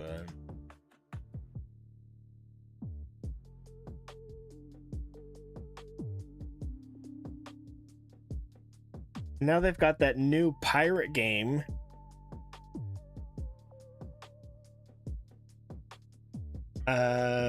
I've already forgotten what the name of it is. Windrose or something? Man, it's gonna be so much fun. The demo is amazing. I can't wait for the full game. It's gonna be great. Of course, it's gonna be another one of those games where I'm sitting there like, hey guys, I've built this whole giant base. Does anyone want to use it? You know, because I'm lonely.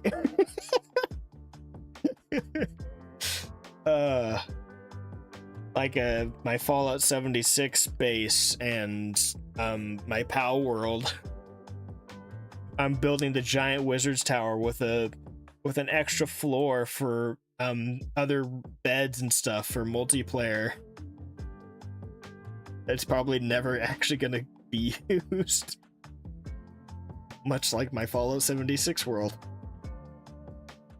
I just really like those kinds of games. The problem is a lot of them are really meant to be played with other people, so I just kind of sit there like, yeah, this is fully prepared for like a full multiplayer experience that is never going to happen. I'm just gonna keep doing it because I enjoy those kinds of things. I might not be some great architect in those kind of games, but I do enjoy being the person that stays at the base and just sets everything up. It is fun to me.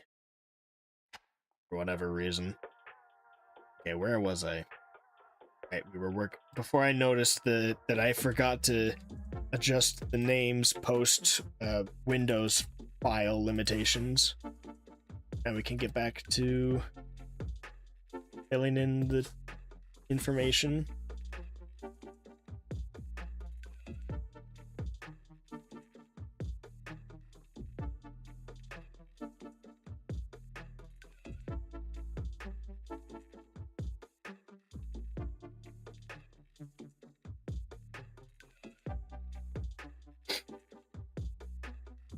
I might try to build another giant skyscraper like the one I have on my main file in Power World someday, but I don't know.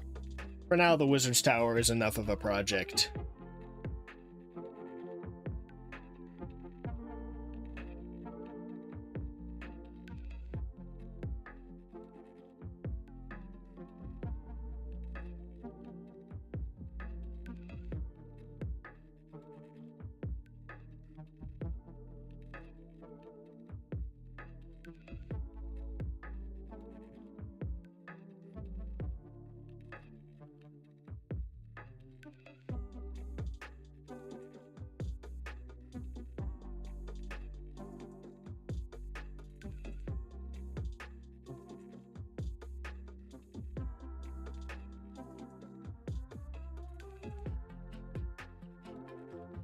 I've also been playing the Atelier games. My best friend got me the Atelier Yumiya game on Xbox for Christmas. So I've been playing that, which I think is what... I'm not sure about the story yet. I haven't gotten that far. And there's one particular reason for that. I have played the game little by little. I haven't played it regularly because I don't really have time for that. But I've been able to pull. I think I've reached over a dozen hours on it now. In actual gameplay time, I don't know because right now it's currently all over the place. All for one simple reason. That game decided to implement a new feature called the greenhouses, where you can go in there and you can set it up to take one particular ingredient for the alchemy stuff. For anybody who knows the game, I don't want to, it'd be a little too much to go into full detail, but basically say I pick up a flower and I need the flower to be able to craft whatever potion or something. You know, obviously it's not just like potions, it's weapons and armor and whatnot else, but to simplify it for people who don't know the full extent of those games, say I need to craft a potion, I need a certain flower to craft that potion. The greenhouses, you can set up different there are different locations where you can set up a base, and you can choose from it being a store. There's some presets you can do where you can choose it to be a regular housing base where you can build a house either through a preset or through build your own, or it can be a greenhouse, or it can be a storage facility, and then as you get further into the game there's more options you unlock. I have not gotten that far. I have the storage facility, greenhouse, and base. I have one storage facility and 3 greenhouses. 3. Why? Because you're only allowed one greenhouse per base location. So you can't, build 50 of them and just replicate every item in the game per infinitum. But in my 3 greenhouses, I've set it up so basically you go to the greenhouse and you will take, again, the reference of flour to make potion. So you take that flour, put it into the greenhouse, and depending on which ingredient, it can go anywhere from 25 seconds to 30 seconds to longer or shorter. But let's just say an average of, for the flower, it's 30 seconds. Every 30 seconds, the greenhouse will reproduce one of those flowers with a maximum limit of 999, which is the maximum you can hold of any item. So, wait, I did. Oh well, whatever. I got too distracted.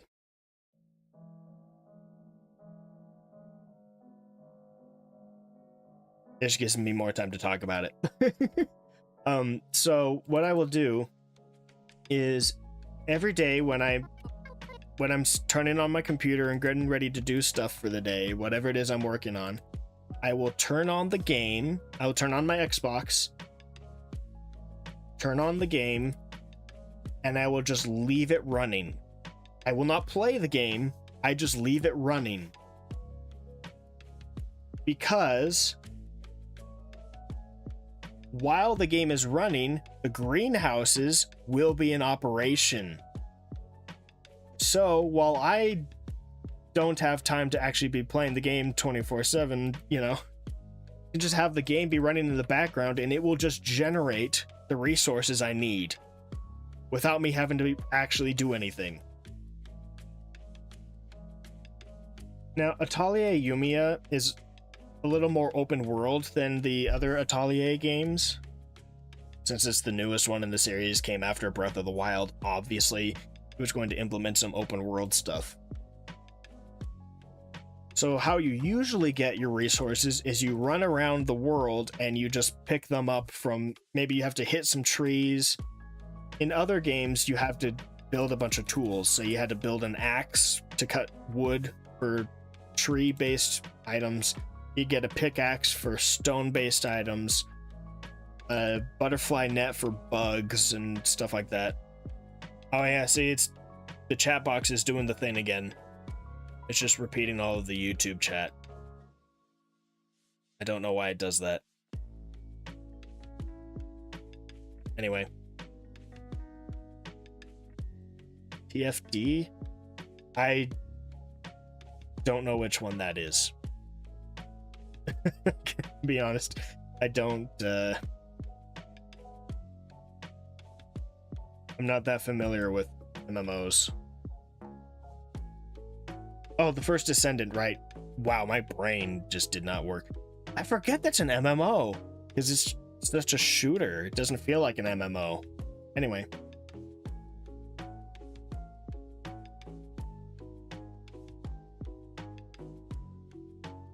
Yeah, I've been playing. My main file on First Descendant is on Xbox.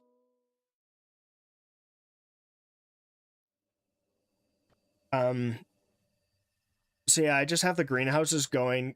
In Yumiya, you just run around and collect all the resources. You don't need all the tools, so you just use your staff to smash stuff that needs to be broken, be it stones or trees or whatever, to get some of those resources.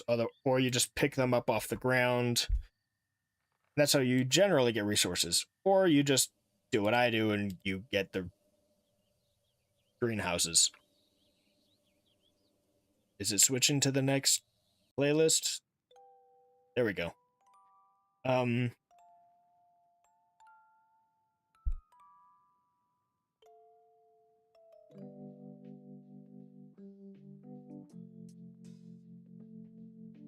On top of that, there's another feature to the game that they added that's different from or works differently than in the previous Atelier games. And that is your skill tree.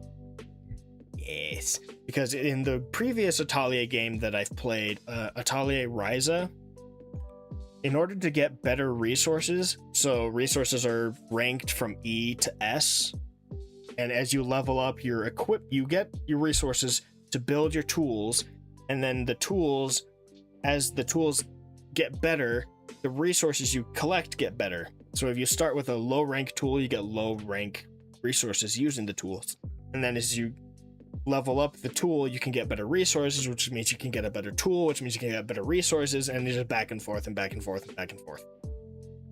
not Yumiya. Atalia Yumiya, you have a skill tree where if you level up the certain paths in the skill tree, you get better resources. So the game also has repeatable side quests. Okay, this is getting annoying. What is... Okay.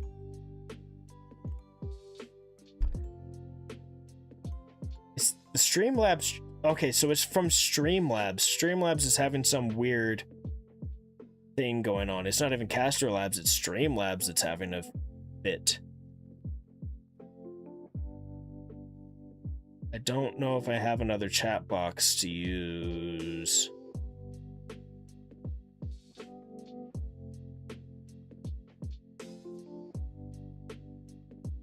Here we go. I've got this one down here. So I'll turn off this one, and I'll just grab this old one. I knew I kept this old one around for a reason. So I'll just move this old one up here.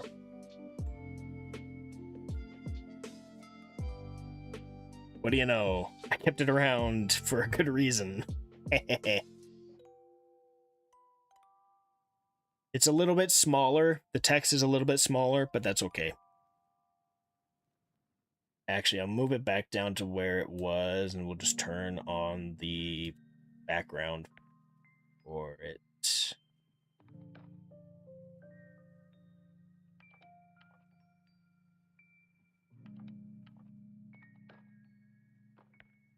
I don't know if the background will be the right color, but we'll just work with it as we need to. If I need to change the color of the background, it's fine. Not a big deal.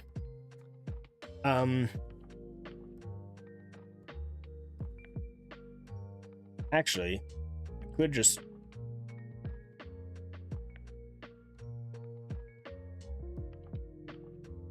There. Because I know that'll work. Anyway, back to what we're doing.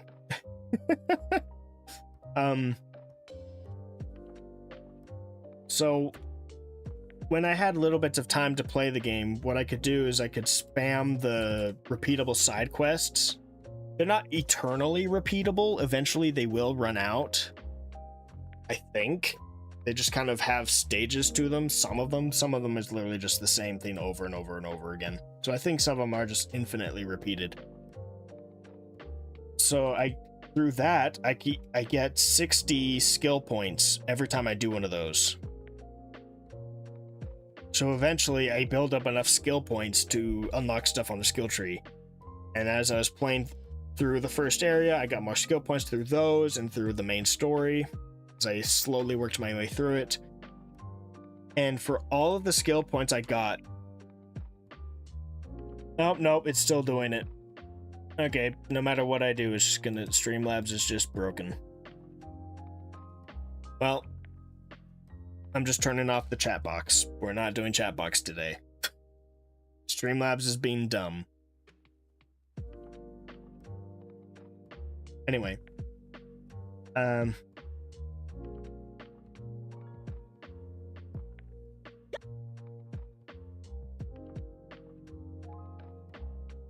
used all of the skill points I would get on the path for the skill tree related to resources,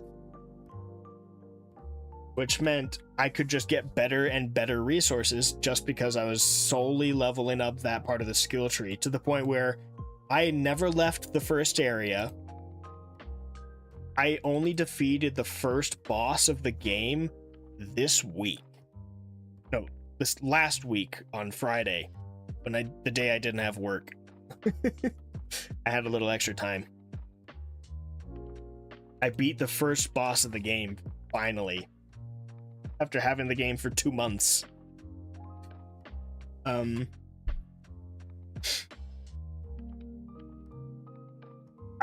was level 50. I beat that boss so bad that during the second phase, where the boss separates you from the rest of your party, I beat him up so fast that I got all of my party members back before I even really realized they were gone. I beat his second phase by myself with 0 effort because I was so high level. Yeah, I'm like level 55 right now, or 56, I can't remember. Anyway, so I'm at the point where I have I'm able to collect S rank resources. The best resources. And I haven't left the first area. It does mean I can't get access to all the resources because some resources are only found in other areas, but I have enough that I can send those S rank resources into the greenhouses at infinitum, nearly. So I'll just have the game running without needing to play it while I'm working, or while I'm just doing anything around the house or whatever it is I'm doing that day. Let the resources be crafted in the greenhouses. Then I'll take those resources and I can use them to create the most powerful items I can. So now I'm running around with these A tier weapons and armor at level 56. And I haven't left the first zone. It's really funny. I'm overpowered as crap. It's great. The true way to play a JRPG. Just be as overpowered as humanly possible.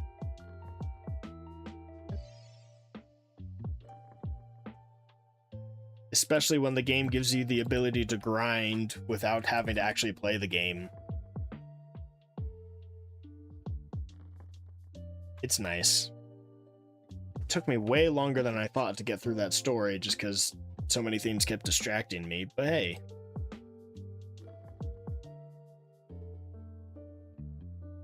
It's not like anybody's trying to make edits out of my streams, so nobody's going to suffer, but people with incredibly short attention spans. They might suffer a little bit.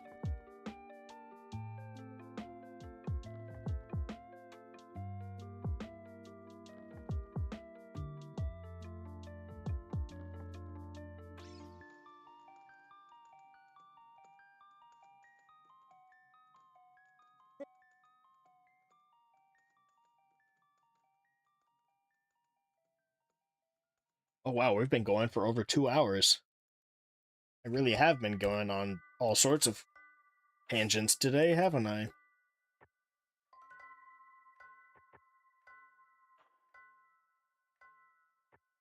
Clipception. Someone's editing a clip of me editing a clip. Kind of like the reactception that we have on YouTube right now. Somebody reacting to somebody reacting to somebody reacting to a clip. Like that, but for editing.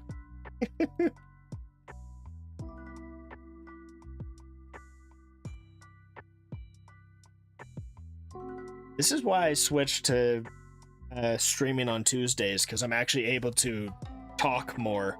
I'm awake. I'm not constantly falling asleep during stream. Streams go a little longer because I go on tangents, and that's not what I want.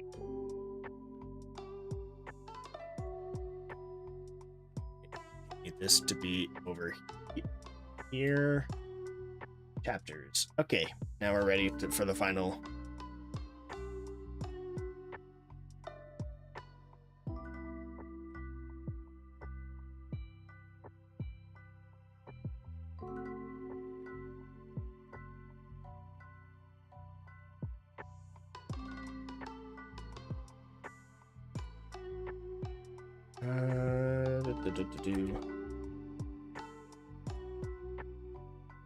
I don't know how to pronounce that first name. I don't know if it's Eerie or Airy or no idea. I just still call her Echo.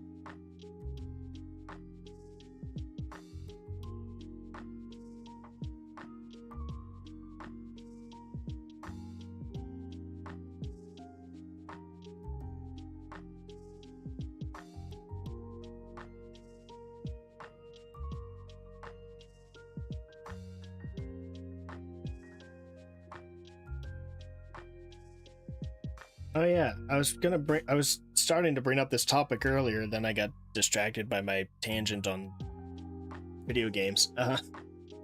Just gonna talk about.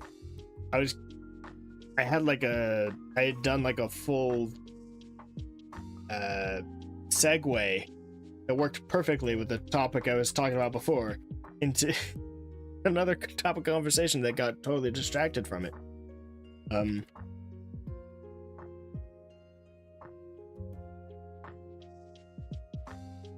Been watch every season for anime. I have like 2 or 3 shows that I'll actively watch, and then usually by the mid or end season I'll have dropped 1 or 2 of them just because they got dumb or annoying.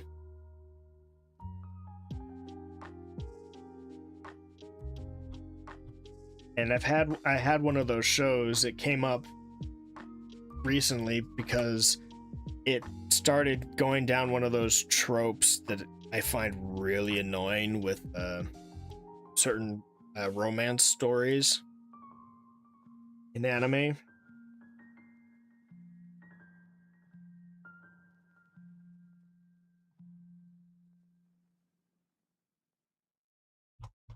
One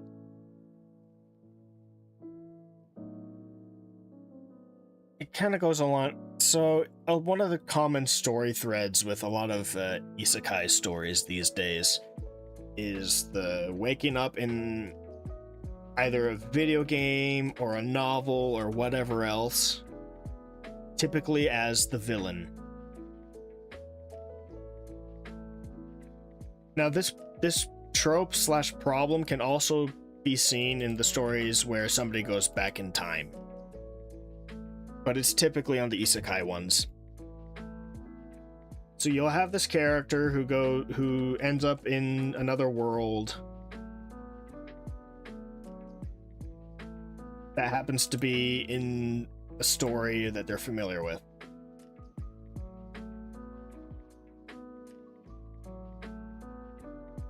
And what gets annoying is that the character will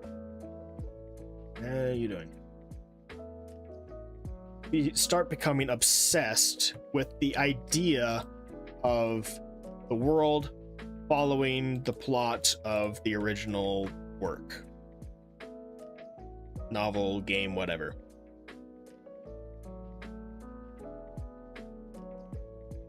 To the point where it basically rules every decision they make, every viewpoint they have of every person they meet, etc. Everything revolves around whether or not it's part of the plot. The original plot.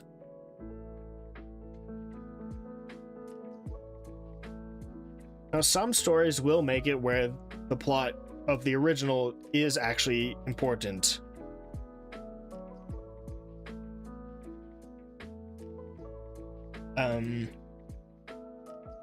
Where it is, there's usually some reason behind it or another, but most of those stories are kind of trash because it does one of the biggest sins you could ever do as a writer, taking away the main character's freedom. It is one of the worst things any writer could ever do, because the instant you take away your character's freedom is the instant you will lose the vast majority of your readers. Instantly.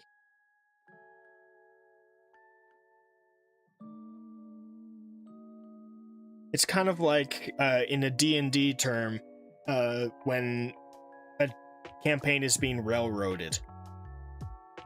The players, the readers, feel like they are being forced down a very particular path rather than being guided down the path of the story. They are being forced down it, because if the character has no freedom, the readers have no freedom. Anyway, one of the ways this freedom is restricted is in that the story itself does not limit the character, but the character limits the character. So, in this example for the anime, I can't remember what it's called. I'd have to look it up. The main character wakes up in the body of the villain, and the anime opens up at the condemnation scene where the engagement with the prince gets called off, and the heroine from the story is the new lover of the prince, and blah blah blah. But what makes this one different is that one, the isekai person's has been in the body of the villainess for a while, and two, during the condemnation scene, another character enters who is supposed to be the main romance target of the sequel to this series. And he immediately proposes to the girl during the condemnation scene. He's like, hey, your engagement's broken off? Cool. I'm marrying you now. And it's like, all right, this is cool. This is fun. Yeah, great. Good start. The main character spends the entire rest of the anime putting herself down. Like, I'm just the villain. This isn't following the plot. I'm going to immediately be overtaken by the plot because I'm not good enough. I'm not important. Blah, blah, blah, blah, blah. So on and so on and so on. Every stinking episode. And it's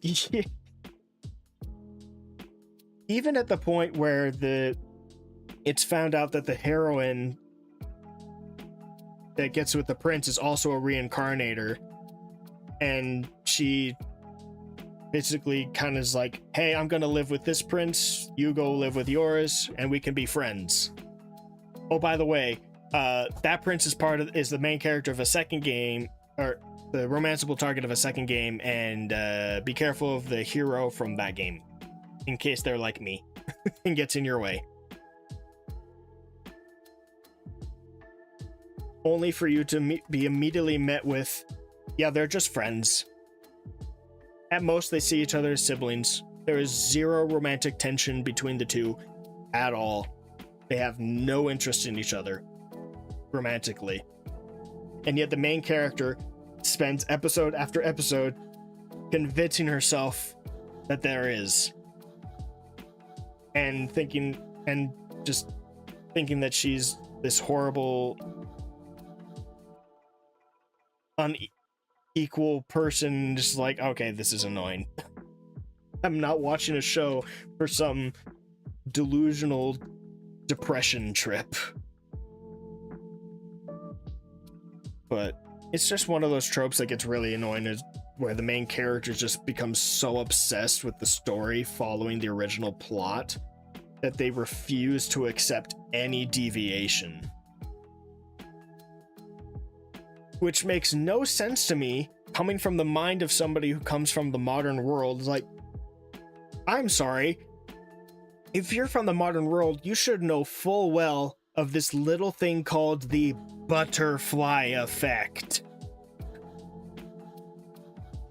which basically states that the second you showed up in that world, you became the variable that started this entire ripple effect, changing everything around you. And it's something that is sometimes seen in the stories of people who go back in time. They've gone back in time and they immediately start acting differently because they are a different person. Because we all grow and change as we get older. So if any of us were to go back in time and have our memories intact of our other future, we would act more like we did in that future. We would act more like our adult selves than our younger selves. So the second a character goes back in time, they immediately start acting more closely to how they were before, compared to how they would have been acting as a kid or younger adult or whatever. And yet they'll spend time going, the future has changed. How could this be? I'm so confused right now. It's like, really? Especially my favorite one is those ones where the character will go, hey, I know the future. I'm going to get involved with the future and change things. And like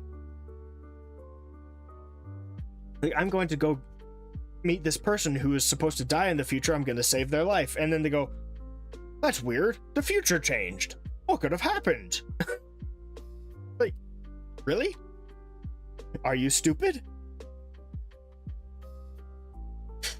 I just don't understand the logic behind the authors who write stories like that. It gets to a point where I'm starting to wonder if the authors are either writing the characters to be that stupid on purpose, or if the writers themselves are just that stupid.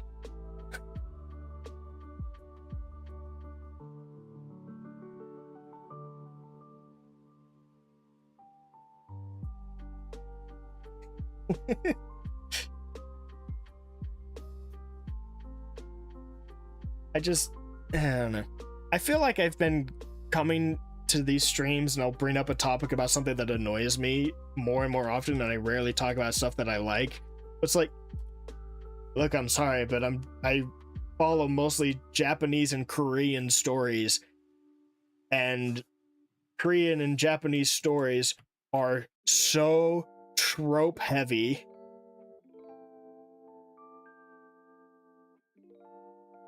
that you kind of find a few that you really don't like.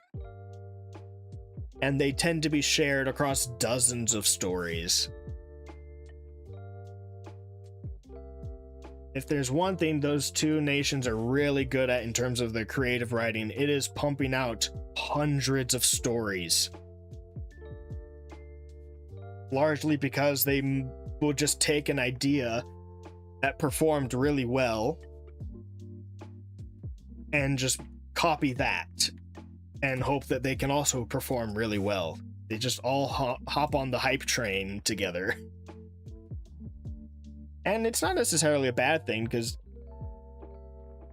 I was saying this over the weekend, but in another conversation, but I would gladly sift through a pile of soot or whatever, dirt, whatever you want to use in that place, if it means that I can find the gem in the rough, the diamond in the rough, you know?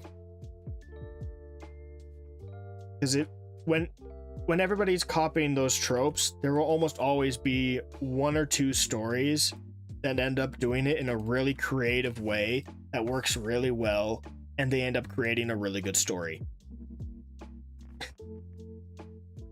I'll take that over, you know, what the US does, and just like, oh, here's this story. It sucks. Well, it sucks to be you, because you have nothing else to go back to go to other than this. We produce like 5 stories a year. And if you don't like them, then you can just deal with it.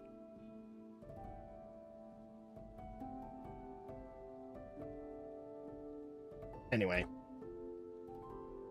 I love a good story.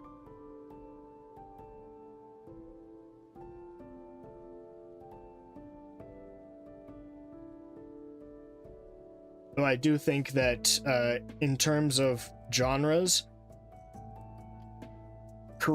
South Korea is infinitely better at writing romance stories than Japan. Infinitely. Like, it's not even close.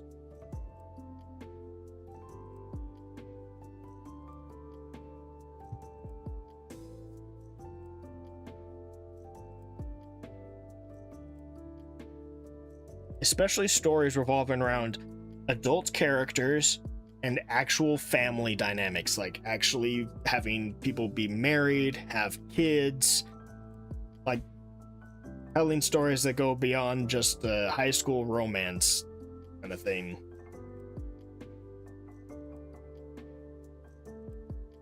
Japan just really doesn't like characters that are above the age of like 16. I don't know why. It's so weird to me. Why is it not? There we go. Wasn't selecting the text for a second there.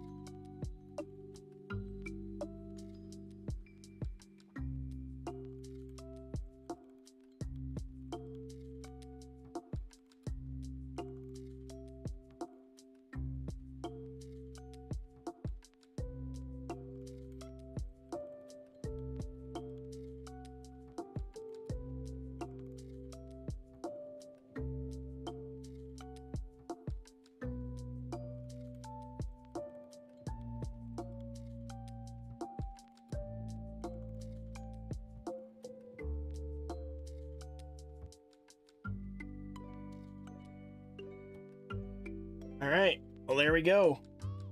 Oh. Even with one less video to work on, because I was so chatty today, we ended up going like 30 minutes over the usual, which I think isn't a bad thing. I don't know. It depends on if people like the topics of conversation. Anyway. It is time to wrap things up for the day. My throat is starting to hurt because I don't usually talk this much. Let's see what we got going on. There's a lot of people streaming today.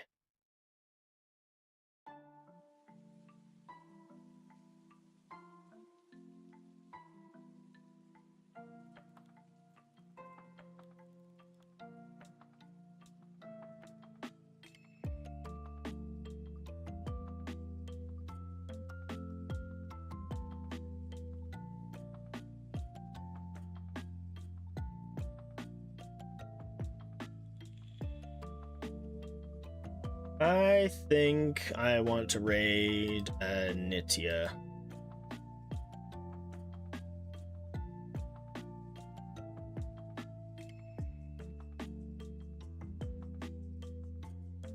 Let me just make sure I'm getting this name spelled correctly.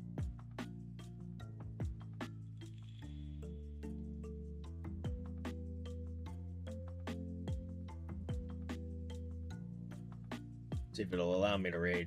Yay, it will. Alright, fantastic. Okay, well, thank you everybody that came by. I appreciate it as always. Our first time having an active person on YouTube, the YouTube side of things, so that's cool. I love it. Yeah, I think this stream went really well. Until next time, I hope you all have a good one. And I hope to see you all again another time. Be another editing stream next week, it should be. So, Nitya is playing Resident Evil Requiem, so hope you enjoy that.